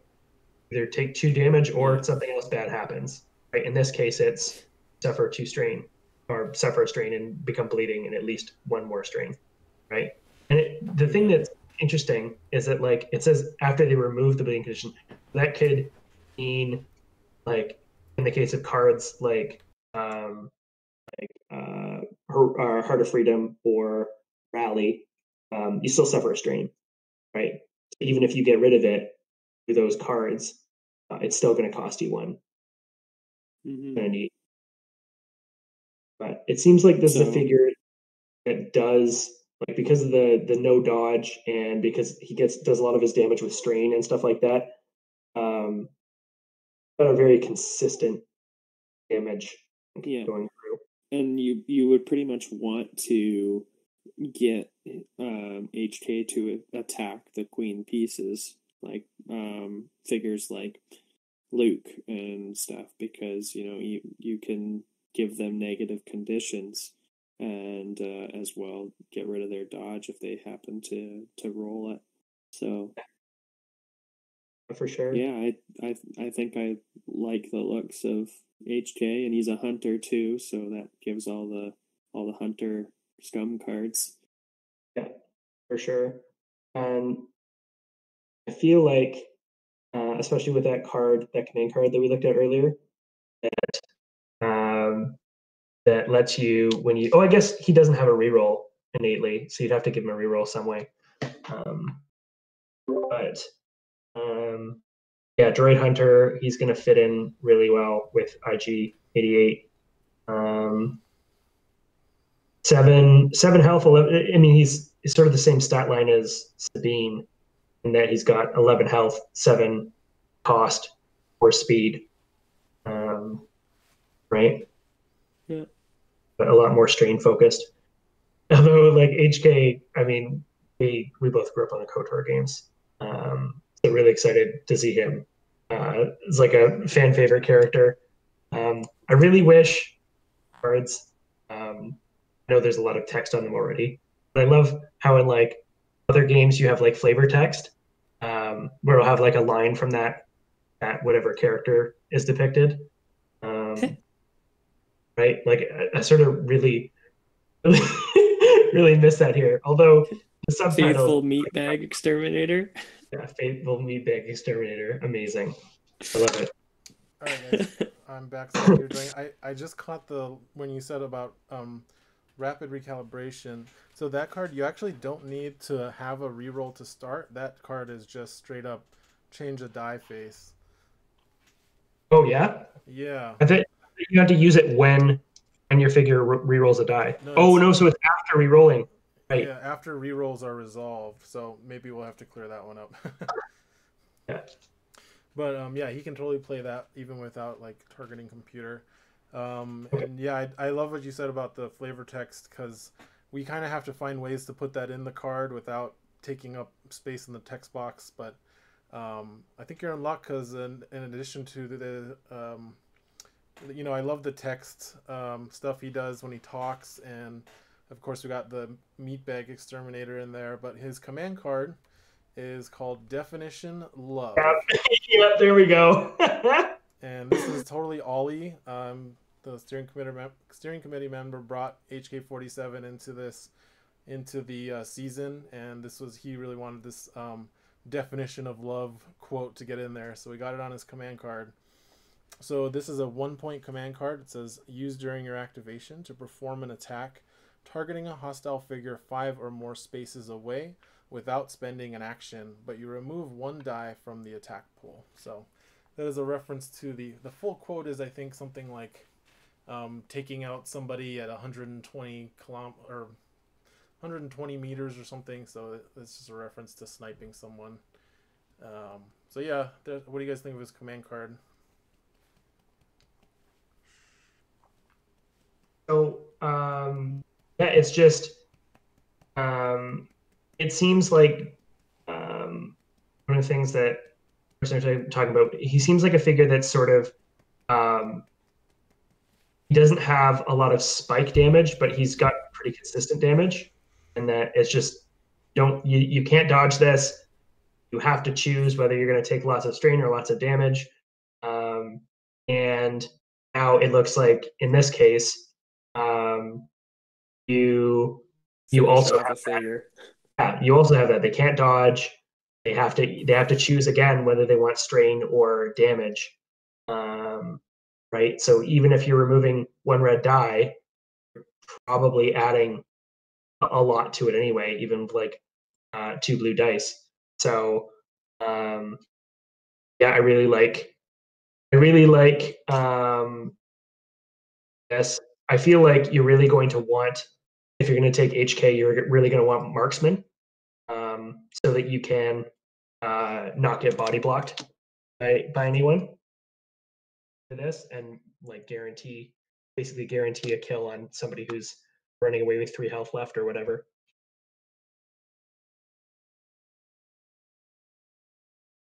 There we go. I had my OBS muted. Yeah, and another thing is that with the command card, because of the ability, like where if you bleed somebody twice, it's not as valuable. It kind of encourages splitting up the attacks to maximize the value. Otherwise, you kind of get diminishing returns from query. But yeah, pretty good for 1 point. All right, any final thoughts on HK? Keep moving along. Nope.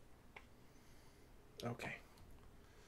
Oh, sorry. Yeah, one more. I guess as far as like, I know we're a ways away from playing physically probably, but I just wonder about those people that want to get figures or whatever. I guess you'd have to swap in one of your other HK figures for this one, or do something to denote that it's different or similar.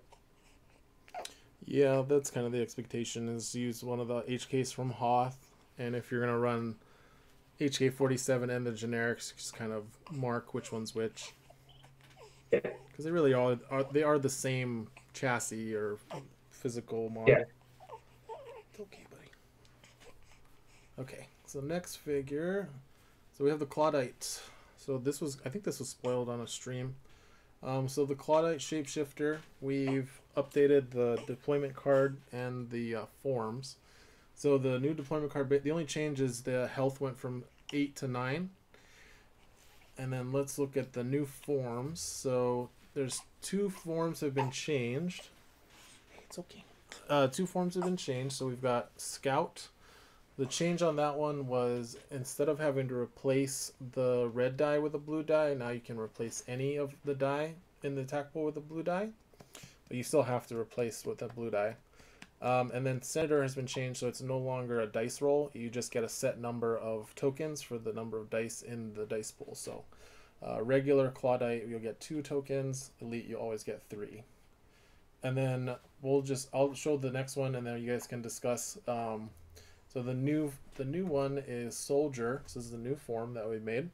It's +2 accuracy, surge for +2 damage, surge for blast 1, surge for focus, and then special actions: shields up, place 1 energy shield in an adjacent space.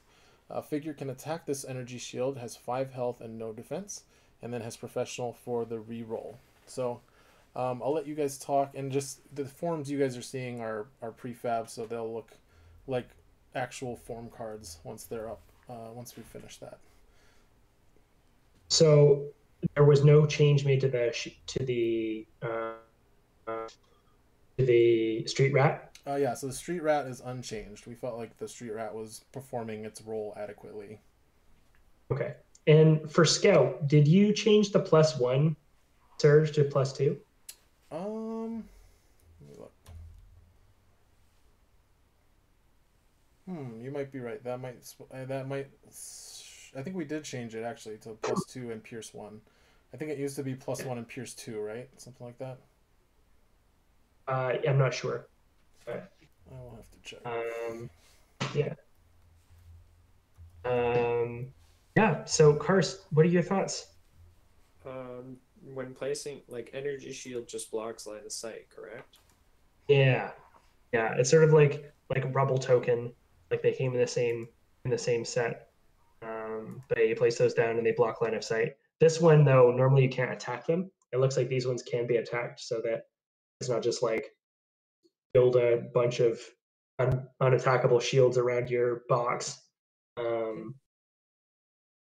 That's really neat. The energy shield one, and just a different way of supporting, I guess. That's really cool having sort of like mobile cover.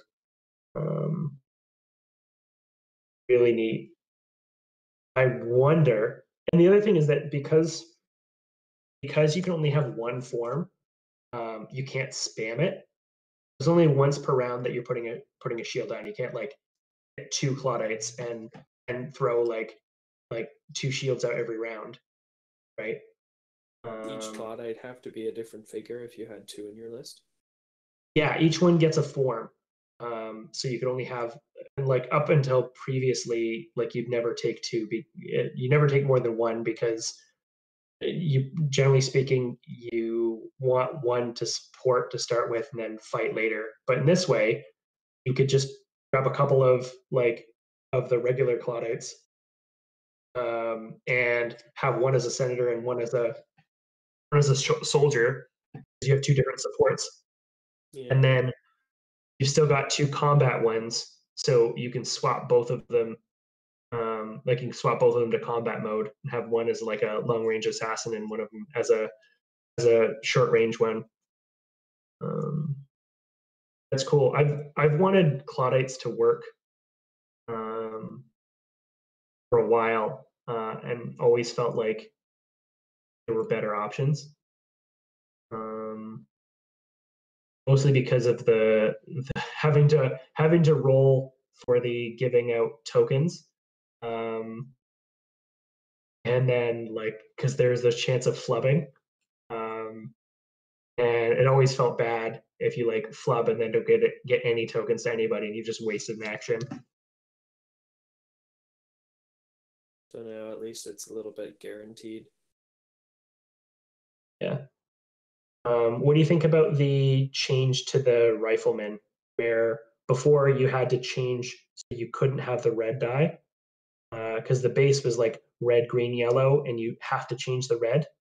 This is more like the like I think is it the ATRT? You can choose a die. Yes, yes, the ATRT can replace one of the die in his pool with a red die. Yeah. So this one you're changing your red die for, or you're changing one of your die for a blue die. So it's essentially the same, but less damage. What do I think about that? Well, yeah, you're basically becoming more of a sniper if you choose the rifleman or the scout. That's always been the case, right? Yeah. But now it's you don't have to. So before it was like if you're doing the scout, you're rolling blue, green, yellow with +2. Now, like you could roll blue, green, red. Like you could roll Onar dice +2 accuracy with surge +2. You right? have more of an option. So if someone's close, you can choose to shoot them, or if someone's far away, you can, you're guaranteed to do a little bit more damage. Yeah, I think that it makes her more flexible, which Yep. I guess is really good thematically for a Claudite. Mm-hmm. If you had to, I guess it all depends, but like before it was like at least when I played Claudites, I don't know how many Claudites you played, but it was like you start with Senator and then second turn is usually either Senator again or Scout if you can get a shot off, and then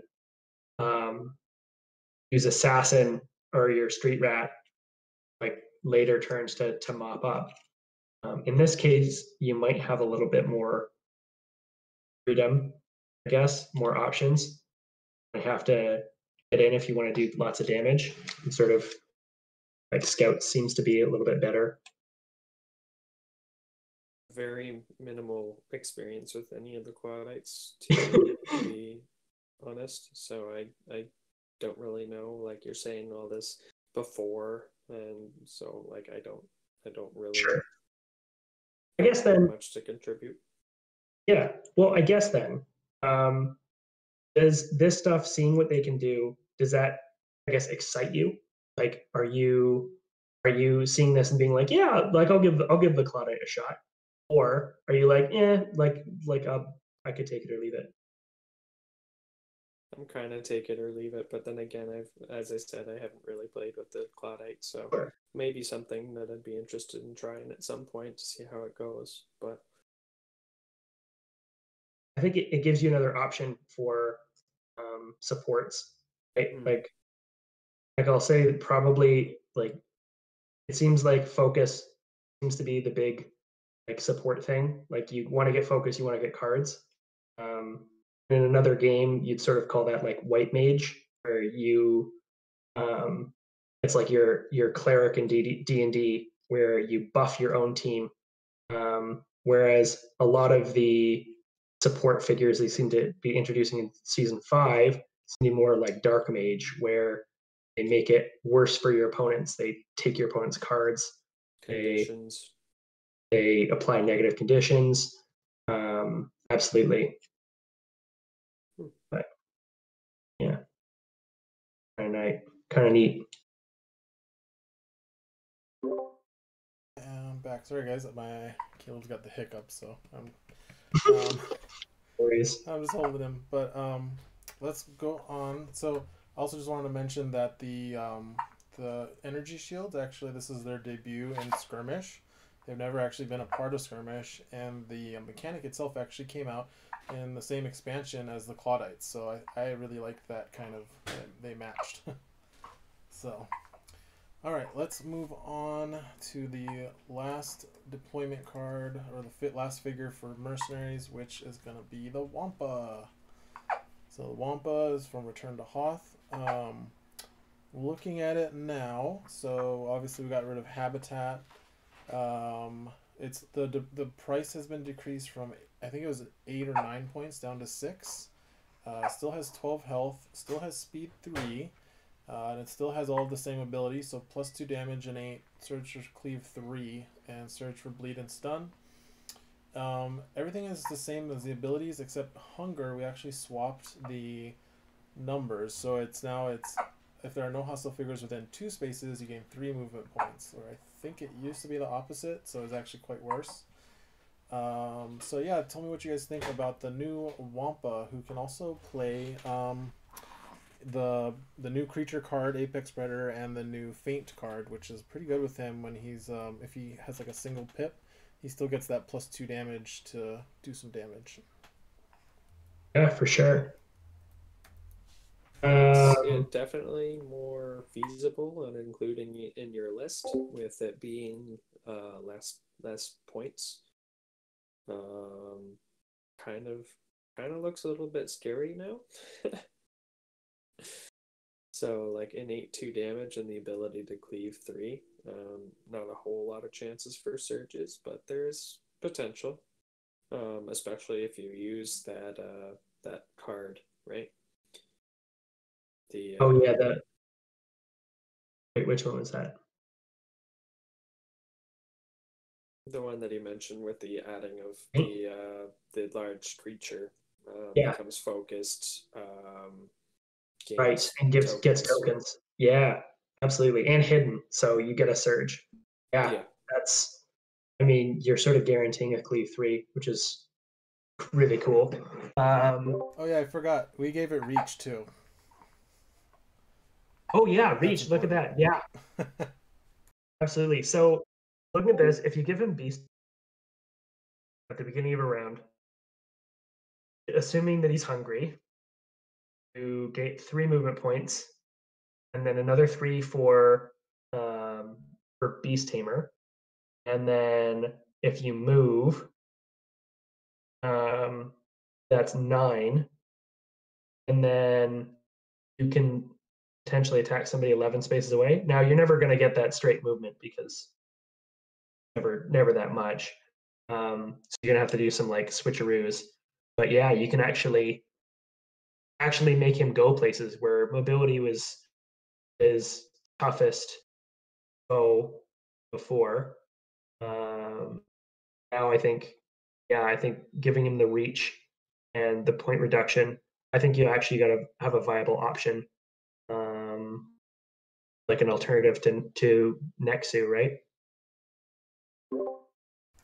Yeah, so a couple things I'll just say about this card. Some people might be disappointed initially that he still has speed 3, and he's also a large figure, so he's kind of moves awkwardly. But there's a couple reasons we did that. So we thought about giving him speed 4, but we found that if you give him reach instead, it's actually kind of cool because it lets him attack somebody as if he could move like diagonally sometimes. So that kind of extra attack space is can be a diagonal instead of like if he had to move and he couldn't move diagonally to get to someone, he wouldn't be able to attack them. The other reason for leaving it speed 3 is we actually wanted the Wampa to really complement creature lists, so people who want to play a lot of creatures. And so we actually made it so that he benefits a lot less from Beast Tamer than like a speed 6 Nexu, right? So you feel bad using Beast Tamer on this guy just to get 3 movement points when you could get 6 movement points using it on a Nexu. But we'll make up for that with Hunger, giving him more movement points. This Wampa will play. We're thinking is going to play really well with the new Claudite, the Senator, because you give the Wampa a Surge token, and then you give like a Nexu a Evade token, so he has Cunning. It's going to be pair really well, and then you've got Beast Tamer. So we're hoping we'll see a lot of cool creature lists come out of the Wampa being great, and then maybe combining with the Nexu for some cool lists. they look a heck of a lot better than the Gamorrean guards now, for sure. Like the Wampa is now a pretty much less cost than them and can do more, being a brawler still, and 2 red die, more health. Although I guess you've got the Gamorreans have 2 figures instead of just the one. Yeah. I think damage for sure, though. Last card for Scum was going to be the deployment card, or the skirmish upgrade, excuse me. So we have Under Duress is getting fixed for Season 5. So Under Duress is a skirmish upgrade. It's being reduced from 2 points to 1 point. We actually kept the original text on the card, and we added a new ability. So the new ability is you can exhaust this card when a hostile figure suffers strain to resolve any choices for that strain instead of your opponent. So this is, I called this the Super Strain ability. I think somebody had brought it up on Slack, and we were like, yeah, we're doing that. And it was kind of funny. But yeah, what do you guys think of the new and updated Under Duress? That's pretty cool because you can guarantee a kill. Like if one person's at 1 health and you deal them a strain instead of, they pitch a card instead of taking a damage. But if you get to choose, then you're just going to finish off the figure, right? So that adds an interesting aspect to it. And it makes Lion Ambush Trandos a little bit more feasible as well, because when they were when Under Duress was 2 points, it was, you wanted to take it, but then, Lion Ambush was also 2 points, and so to have 4 points going into just those cards was a lot to sacrifice. I think Lion Ambush was only 1, wasn't it? Is it? I thought Yeah. it was 2. Oh. It's still a lot for cards, though. Yeah. I also even if you would kill somebody and still do strain, like if you overkill somebody, instead of just making them take, you can choose to make them take the strain as well. So now they get killed and they have to take strain as a card. Yeah. 2 cards. That's pretty cool. I wonder if this will make strain lists. I think it'll make strain lists very strong, especially with all the new stuff added this season. I wonder how it will sit. I wonder if it'll be too strong. We'll see. Definitely made competitive, I think, for sure.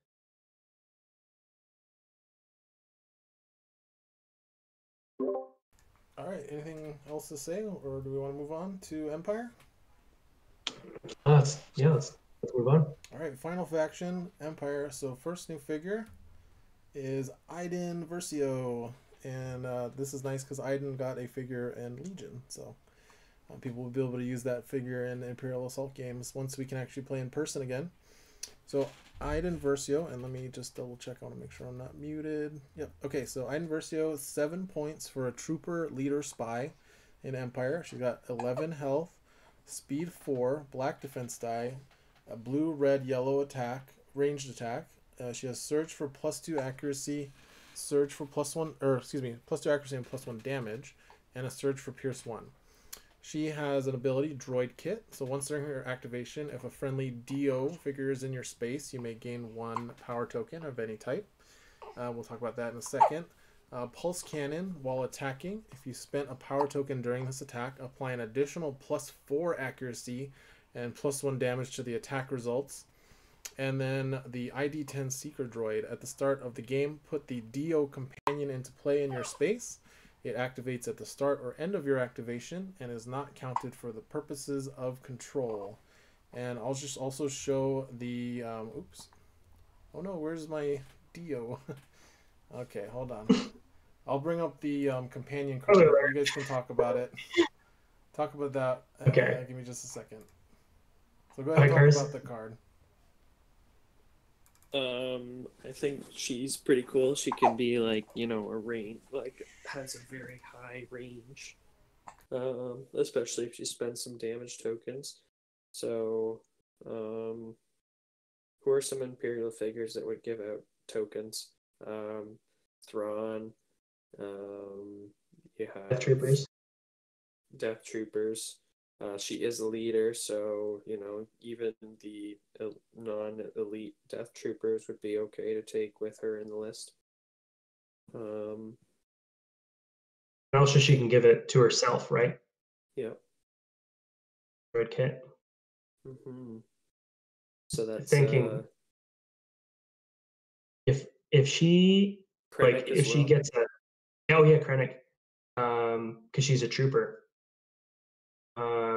If she gets if she spends a surge power token, it's pretty much guaranteeing a minimum range of 8, right?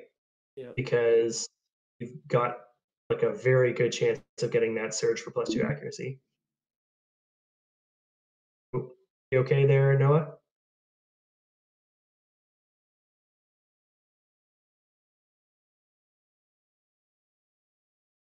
Okay.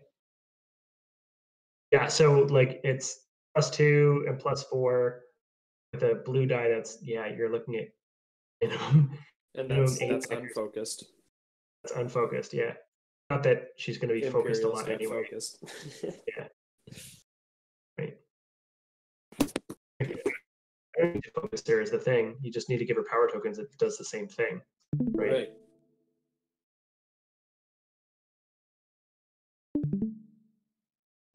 Um,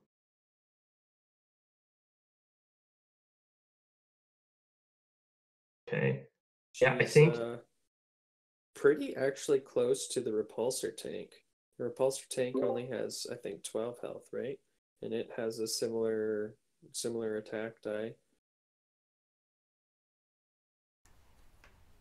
okay.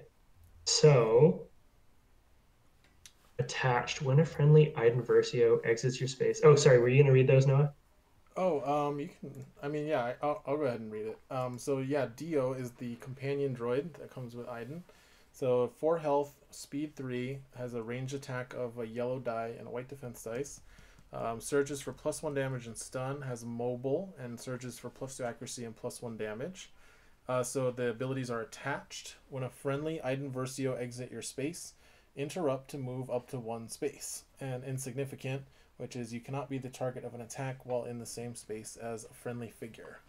So now that we have both parts of this coin, what are you guys thinking? So correct me if I'm wrong. The way attached works is basically you can just like always carry Dio around with Iden. Yes. Because every time she goes to move, you can just move into the same space as Iden. Yes, exactly. So Dio just kind of hitches a ride on Iden. I don't know if you guys have played Battlefront 2, which this is where this character comes from. But yeah, the idea is the companion can just ride around on Iden until, if you want him to drop off somewhere, you just choose not to move him, and then he'll stay in whatever space he gets left in. Or 1 space away from where you move. Basically, it's almost like a 4 dice attack, right, that Iden gets each turn, almost, with an extra yellow and a potential to stun. So, not too bad. I don't think they combine attacks, do they? No, I know, but like you're rolling another die, so two attacks essentially each time Iden goes. But right, but you don't they get to roll another defense die, and then Dio doesn't get the benefit from the accuracy from Iden's attack. So the idea here is in Battlefront, she's got this sniper gun that she uses to attack from really far away, and then if somebody gets in close, she can have Dio help to kind of help protect her. Okay. Now, does Dio have a command card? Yeah, so they actually have a shared command card. Hey, buddy. Okay.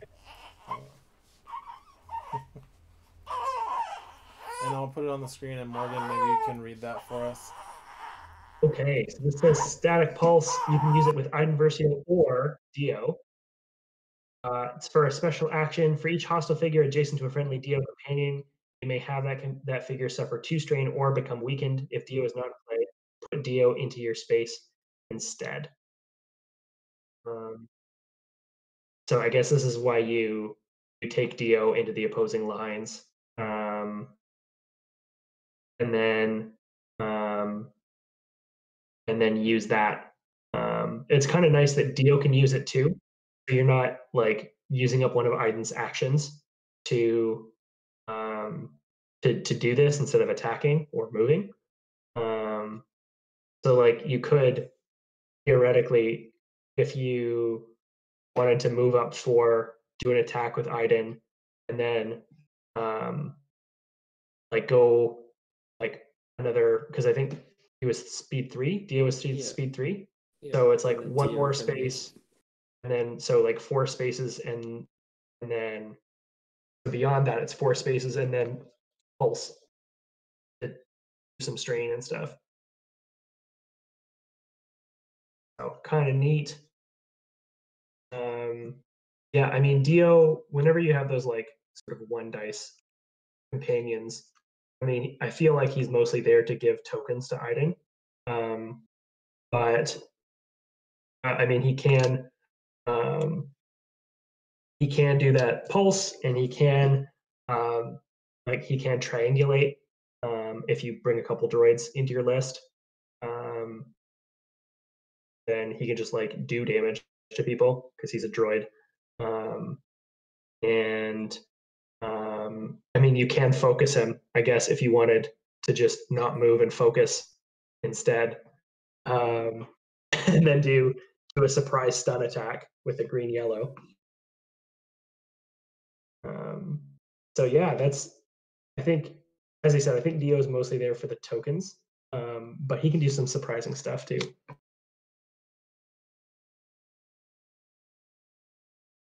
Yeah, and Morgan, you mentioned using you can focus him. You can use like shared experience to Yeah, focus him, right? Because yeah, he doesn't have to move on his own really until later. yeah. So yeah, That's what I didn't say the card. That's what I meant though. That's how you get the focus. If anything, otherwise, why would you focus Dio if you give a focus out? All right, so that is Aiden. So I'm gonna step out for a second, but I'm gonna show you guys the next card, which is Agent Callus. Agent Callus.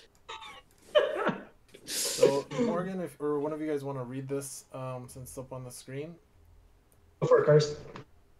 All right. Agent Callus is a 6-point figure. He's got a 3-die attack pool of a blue, green, green. He's got 10 health and 4 speed, and a defense die that's black. Surge abilities are Pierce 2, Surge for 2+ accuracy, and a Surge to weaken and focus. So that's pretty interesting. He's got Hunt Dissenters. The first time your opponent plays a command card each round, distribute 2 damage tokens among friendly figures within 1 space. Fulcrum. At the beginning of your activation, you may have each player draw 1 command card. And he's got Bow Rifle. Before you declare an attack, you may choose to treat your attack type as melee. If you do, replace the blue with a red die. He is a spy, a leader, and a brawler. Okay, so what do you think, Karst? So I do initially looking at it, the weaken and focus as a surge ability is pretty cool. He is essentially looks to be another support character. For the most part, you know, he's a spy, so can be included in your. He may work well with Agent Blaze. I don't know. He's a spy, so add some more. Well, that Blaze ability, first time an opponent plays a command card, he hides 2 figures, or he hides a figure, right? So I think so. Yeah, so if you take Callus and Blaze, if your opponent plays a command card, each round you get a hidden and 2 damage power tokens, right? Which is kind of cool. The other thing is that like Hunt Dissenters, it's only within 1 space of you. So like worst comes to worst, you can put 2 damage power tokens on Callus if there's nobody close to him, right? But you can also put comm or advanced comm systems on him to make it 3 spaces. Mm-hmm. Makes him a little bit more usable as a support. Not sure if you'd really want to do that if there are other figures you can use comms on, like Soren or Krennic. Yeah, I think you're right. I think if you are just bringing him in a list with like Thrawn and Blaze though, or Thrawn or Blaze, I think these might be your choice. You're probably right though. You probably don't want to choose. Like you're not going to want to put it on him instead of Soren, or even Krennic probably. But yeah, he's a spy, a leader, and a brawler too, which gives him a lot of synergy with basically anybody who you'd want to bring except troopers in Imperials. Fulcrum is interesting because Imperials don't have a lot of ways to draw cards. In this case, because Fulcrum was his code word when he was, I don't know if you've seen, if for the viewers out there, if you've seen Rebels, but he's sort of a double agent. Spoiler alert. So that's where that ability comes from. Fulcrum was his code name. So he gives the Imperial something, but he also gives your opponent something. Sweet. And it looks like his card that goes along with him is Face Me. It's an action to choose a unique hostile figure with line of sight to you. Push that figure a number of spaces equal to its speed to a space adjacent to you. Then perform an attack targeting that figure. I love this. I love this so much. Essentially, you could pull him and trigger a parting blow from one of your allies, and then perform another attack with Callus. Or himself. Yeah. Or himself. Although, but if you parting blowed, you only get one attack in because you'd be stunned, right? Yeah, for sure. Yeah. Yeah, no, I love this. I love this so much. Is he gets his red die instead of a blue die for his bow rifle, right? Which you're probably going to want to use if you're bringing somebody adjacent to you. This is also sort of like the anti get behind me. I just love the theming of it. It's like get over here, duel me kind of thing. Yeah. Come at me, bro. Challenge accepted. And I wonder, you can actually, like, speaking of get behind me, you can actually pull somebody out of range of like a C-3PO or an Onar, or even like out of range of like a figure that might get behind me, and do that. Or you because it's equal to its speed. You could pull a Nexus 6 spaces towards you. I love it. That's great. Yeah, no, this card, I feel like even if it's not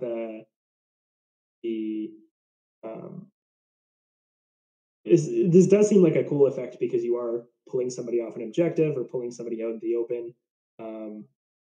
But definitely for the thematic, like, I love this card so much. It's kind of similar to Shyla's Mandalorian Whip almost. Yeah, but better. Yeah. It's only a one-time use card.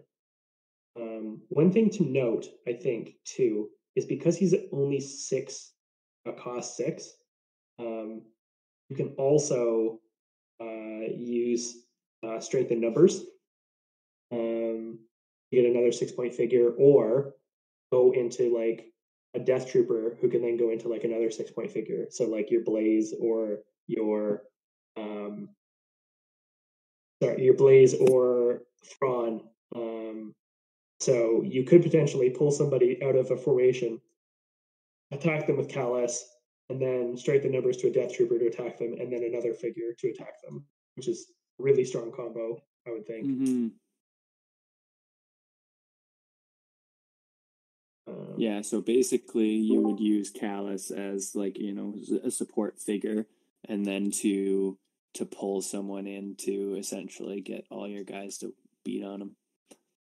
Yeah, I mean, sorry, Han, but can't sit next to C-3PO. Sure, you can attack me, that's fine, because you're probably weakening him anyway with that attack, right? Mm-hmm. And then just beating on Han with everyone else.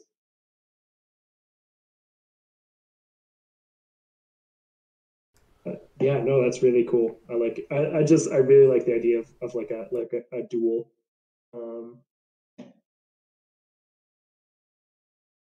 It's also kind of cool. Like you do need to get line of sight with them, so you can't just like pull somebody out of thin air. You actually have to make eye contact to initiate the duel.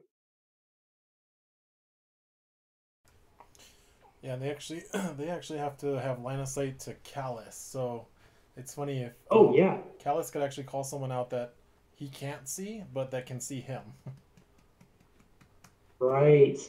Oh man, that's super cool. So shout out to Jake Peterson. These two cards were his babies.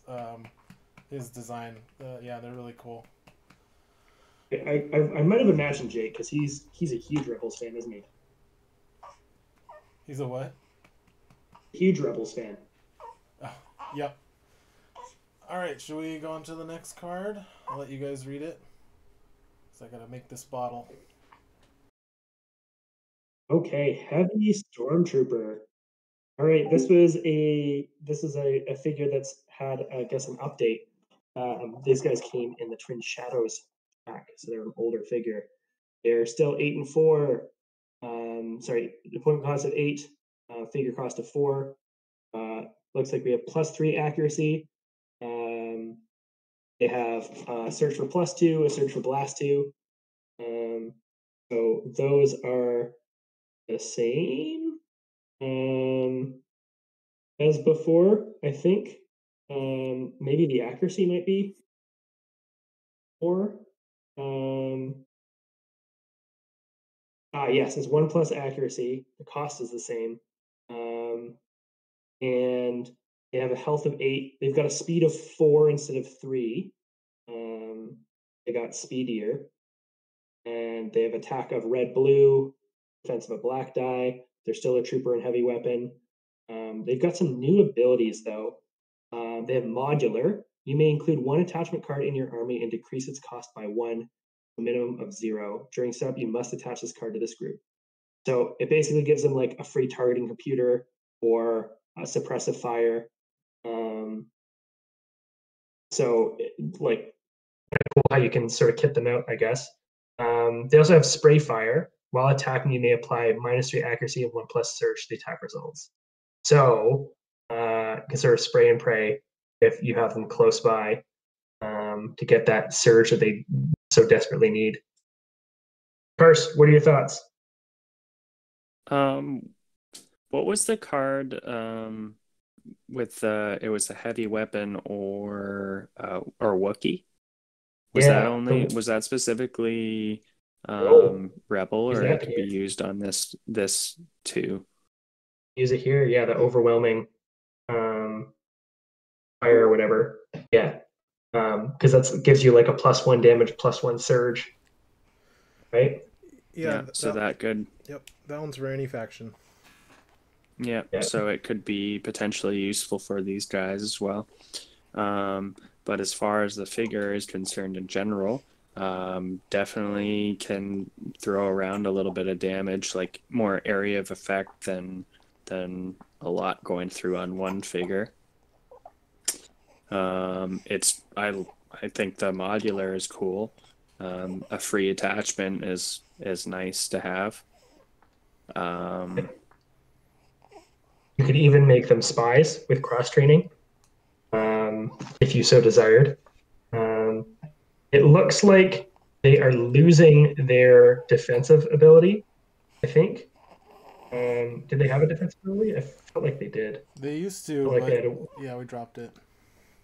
Yeah, seems like they've dropped the defense to make them a little bit speedier and to make them um, give them a little bit more effective range. So their minimum range is now 5. So for shooting 5, that's seems like a lot more usable. I think their issue before was they could never get in a fight with a speed of 3, and because they'd have to get too close. But you spend most of the match just getting into engagement range. But yeah, Carson, you taking if you in here, would you rather take targeting computer to give? Would you rather take suppressive fire to give them the weaken and give somebody else 2 movement points? I think that depends on your list, really. Because if you took suppressive fire, it might be interesting to go heavy stormtroopers with E-webs. Yeah. Right? Because E-webs struggle with movement. And if you got them to a position where they could like Overwatch token and stuff, that would be pretty cool. For sure. And like the heavy weapons list would definitely use that card. You'd probably take lock on as well. So yeah, you could definitely have like a heavy weapons focused list. Yeah, I mean the reroll red blue. I've played enough Riot Troopers to know that red blue really wants a reroll. But yeah, giving that weaken definitely helps too. And that extra movement is key. I think with these guys, they look a little bit less. Like I still don't think they're as good as Jets. I don't think they need to be though, especially because like you're never going to take these guys without taking an attachment because you get it for free, right? So you're basically just giving them more stuff. They're sort of like you're never going to take naked troops. You're always going to take them with a free upgrade. Right? If you're comparing them to Jets, is it a free upgrade? They're worth 1 more than the Jets are. Yes, I mean like Jets are sort of like the standard. Jets are sort of like the standard like Imperial 4-cost trooper figure that does a lot of stuff. These guys seem like they're not like these guys probably won't be top tier competitiveness wise, but like they're definitely usable now for sure, and I definitely think they're viable, especially because if they want to guarantee the blast, which is the nice thing about that, like you could never reliably get off the blast before. Now it's like, okay, so I'm gonna get close and then blow you up, right? So to get that +1 surge, very nice. Yeah, I like them. I don't think they're highly competitive, but I think they're viable now, which is all they need to be. We got 2 more cards. We're almost done. Go ahead. All right, I'll flash up the next card. Ooh, Taro's getting a boost. So, First, you want to read this one? I can.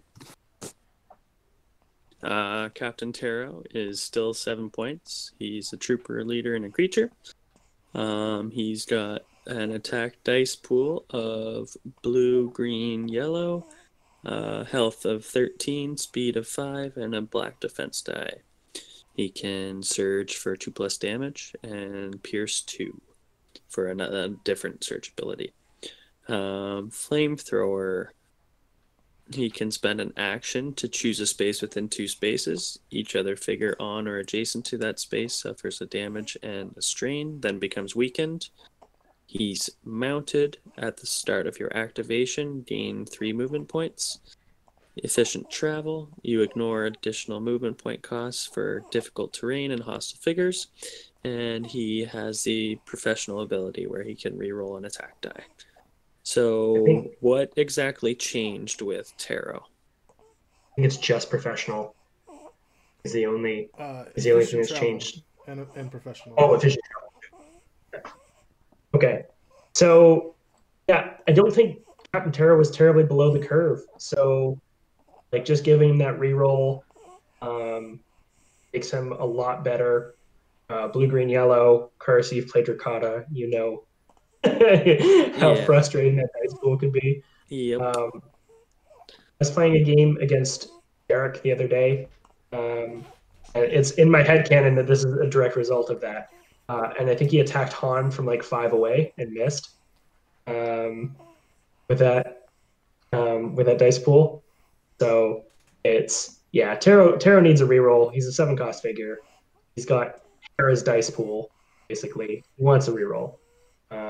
Get the most out of it, and being able to efficiently travel so that he can actually get places. Yeah, I think that's pretty good additions. He'll be a strong choice, I think.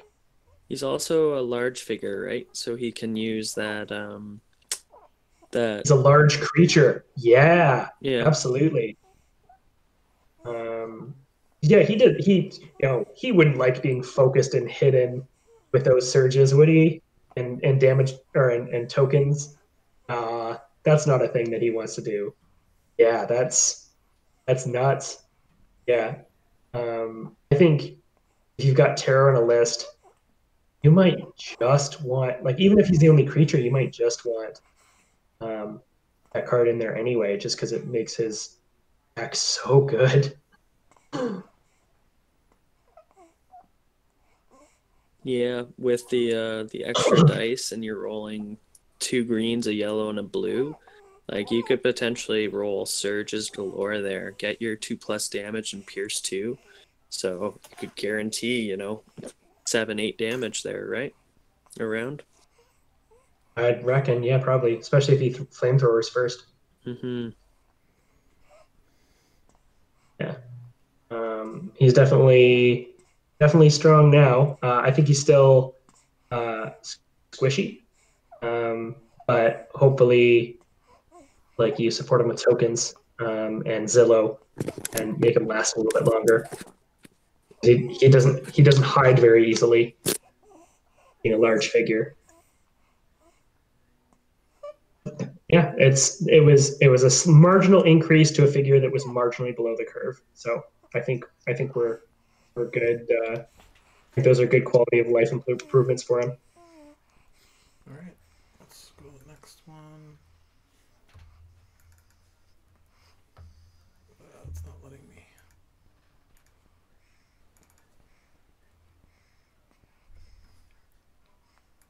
Oh yeah. Yeah, he did get Did coverage? Did this card change at all? Yeah, so I'll talk about it since I've got him calmed down. So yeah, despite so there's a typo there, but it should be cavalry charge. So we are experimenting with changing his command card. So it's 1 point, so it's used at the start of the round. Used to be used at the start of his activation. It says during this round you gain +1 block, so that's on Tarot. And while friendly troopers within 3 spaces of you are attacking, apply +1 damage to the attack results. And that used to be +1 surge. I see. Okay. So you basically charge him with tarot. Right, so you put that down, you charge him with tarot so he's a little bit beefier. And then anybody who charges with you gets to just do the attacks. Or you hang back, let your other guys take shots from nearby you, and then you charge after and do your thing. Right? So, yeah. I think the start of the round, I don't think that makes much of a difference. It just gives you more options about who you want to activate first. Because usually, if you would take this card and play it, you're going to activate Tarot first anyway. Get the most use out of it. So Yes. we found that it gives him that +1 block when he needs it if the player doesn't have initiative. Oh yeah. It sucks when your opponent has initiative and they get to shoot you before you can play your +1 block card.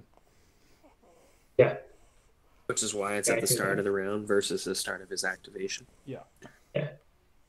For sure. And then the +1 It also means that like in the case that because it's the start of round card, your opponent sort of knows about it before they play any start of rounds, provided that unless they start, I guess, unless they start with initiative. So I guess you could take initiative and then cavalry charge, which is kind of gross. But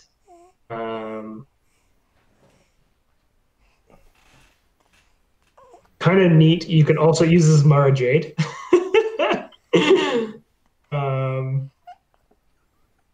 Just thinking to give any troopers near her. Yeah. Okay. Yeah, it's just again it's marginal changes to make it actually viable. I don't think many people took this card, even the ones that did take tarot. I don't think I've ever actually seen this card get played. So All right, so I think we got our last card for Empire here. And I don't know why it keeps getting stuck. There we go. generals ranks. So that is a non-unique only skirmish upgrade. When you gain any number of movement points, if it's not your activation, you may move up to 2 spaces. And when you perform an attack, if it's not your activation, apply +1 to the attack results. Non-unique only. What is this? Is it just cheaper? So it's cheaper by 1 point. It's no longer unique, so it's elite now. So you can have 2 copies in a deck or in a list. And we changed the first paragraph. So it used to be whenever you perform a move and it's not your activation, you get 2 movement points. But the problem was they errated the officers to no longer grant moves. Officers just give you movement points now because of the errata. Yeah. So officers didn't work with the old generals ranks, which didn't feel good. So that's been fixed. So now you can use this with officer movement along with whatever else. Whatever else gives you movement points, which includes a regular move too. Oh, I see. Yeah. Okay. And yeah. I feel Move up like to 2. I should have showed this card first because it kind of goes with the heavy troopers. Right. Okay. So you take this on your heavy troopers, and then you move them up with officers, and they get 2 extra spaces each time. Ooh, that is a lot. They actually become super mobile if you give them movement. I'm trying to think of who can give them attacks. I guess ISBs can give them attacks. Yep. They're 4 points.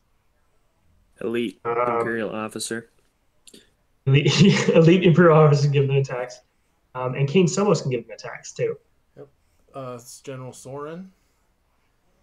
General Soren can give them attacks with a built-in blast 1. Emperor, yeah, you could be getting blast. That. Emperor Palpatine. Emperor? Sure. Okay. What's it called? What's that card called? The Vanguard? Oh, the Vanguard? Yes, it's not your activation. Okay. Yeah. Right. Yeah, I take this for free on them. I feel like if you're taking this on the heavies, you're going to want to focus, like basically build your list around giving them all the stuff, right? Get the most out of them. Whereas something like suppressive fire makes other people better. And what's the other one we mentioned? Headhunter? No, it wasn't Headhunter. What's the other good? Targeting computer makes just them better. Okay, yeah, kind of cool. What do you think? What do you think, Kars? Would you take this on them? Yeah, I would. It makes it definitely, like, being mobile and getting close so they can use their ability to -3 accuracy and increase surge. That would be the time, that would be how you would use those figures. Because they're not unique anymore. Double up on the stormtroopers, right? So you take two groups, both of these have them on it, and so that way, like you're getting something no matter what. Like even if your group gets taken out, another group that can be added. Yep. Yeah, that's why we removed the unique, because we found, like, you really, like you said, you really want to build around this kind of effect, and it's hard if you can only bring one copy and you're building around it. So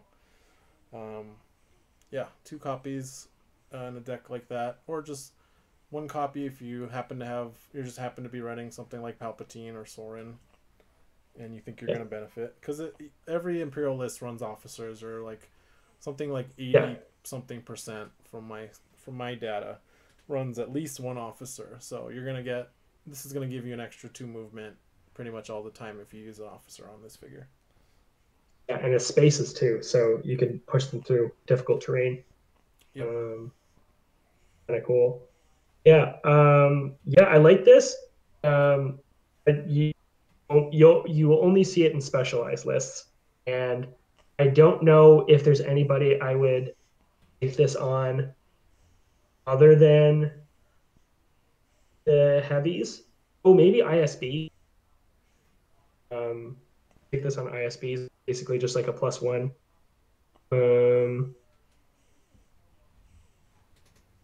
Yeah, it's really good on ISBs. I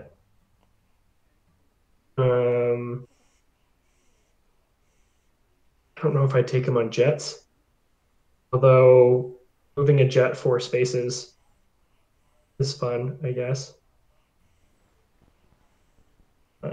Yeah, it makes this usable now. Is how I look at it. Even if it's only in specialized lists, you can definitely build a list around this. I guess what I've seen, what you guys have done with the skirmish upgrade so far, is make it so that you can build lists around them.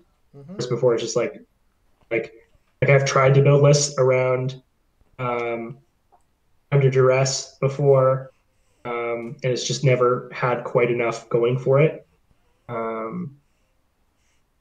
And like I never even considered building a list around generals ranks, just because it seemed really bad with 2 points with all these restrictions that it had.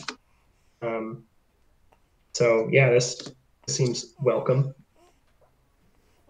Yeah, so one of the goals we had for season 5 was to really open up like list building avenues for people to build things that aren't just the kind of the standard archetypes that we've seen. So trying to kind of make new opportunities for new archetypes to appear. So, you know, generals ranks, the Fury of Kashyyyk, Under Duress are all going to help to kind of give players new options to be like, I want to build a Wookiee list and I want to build a Strain list, and it's not going to suck.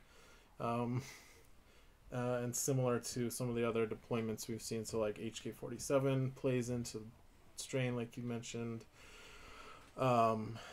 More opportunities for, we're also looking at more opportunities for like trooper type of lists or swarms that aren't just queen pieces. So generals ranks part of that, the heavy troopers are part of that, Myrn is part of that with her ability, you know, to kind of make those figures more viable. So just trying to increase the overall diversity in the meta and give people a lot more options with what kind of lists they can build. Absolutely. Well, I think you guys have done a really good job of that, and I'm really excited to try out all the new deployment cards and command cards in the next season. Yeah, so we did it. We got through all season 5. It was a lot of cards, but I want to give a shout out to the steering committee.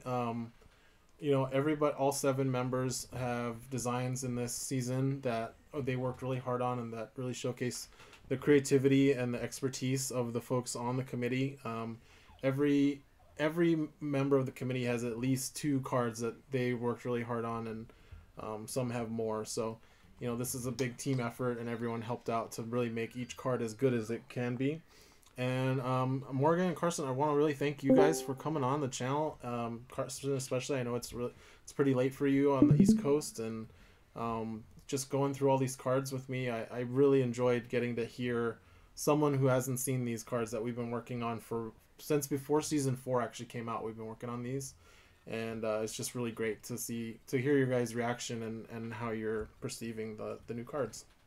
Yeah. Thank you for including us in the video and showing us the new content.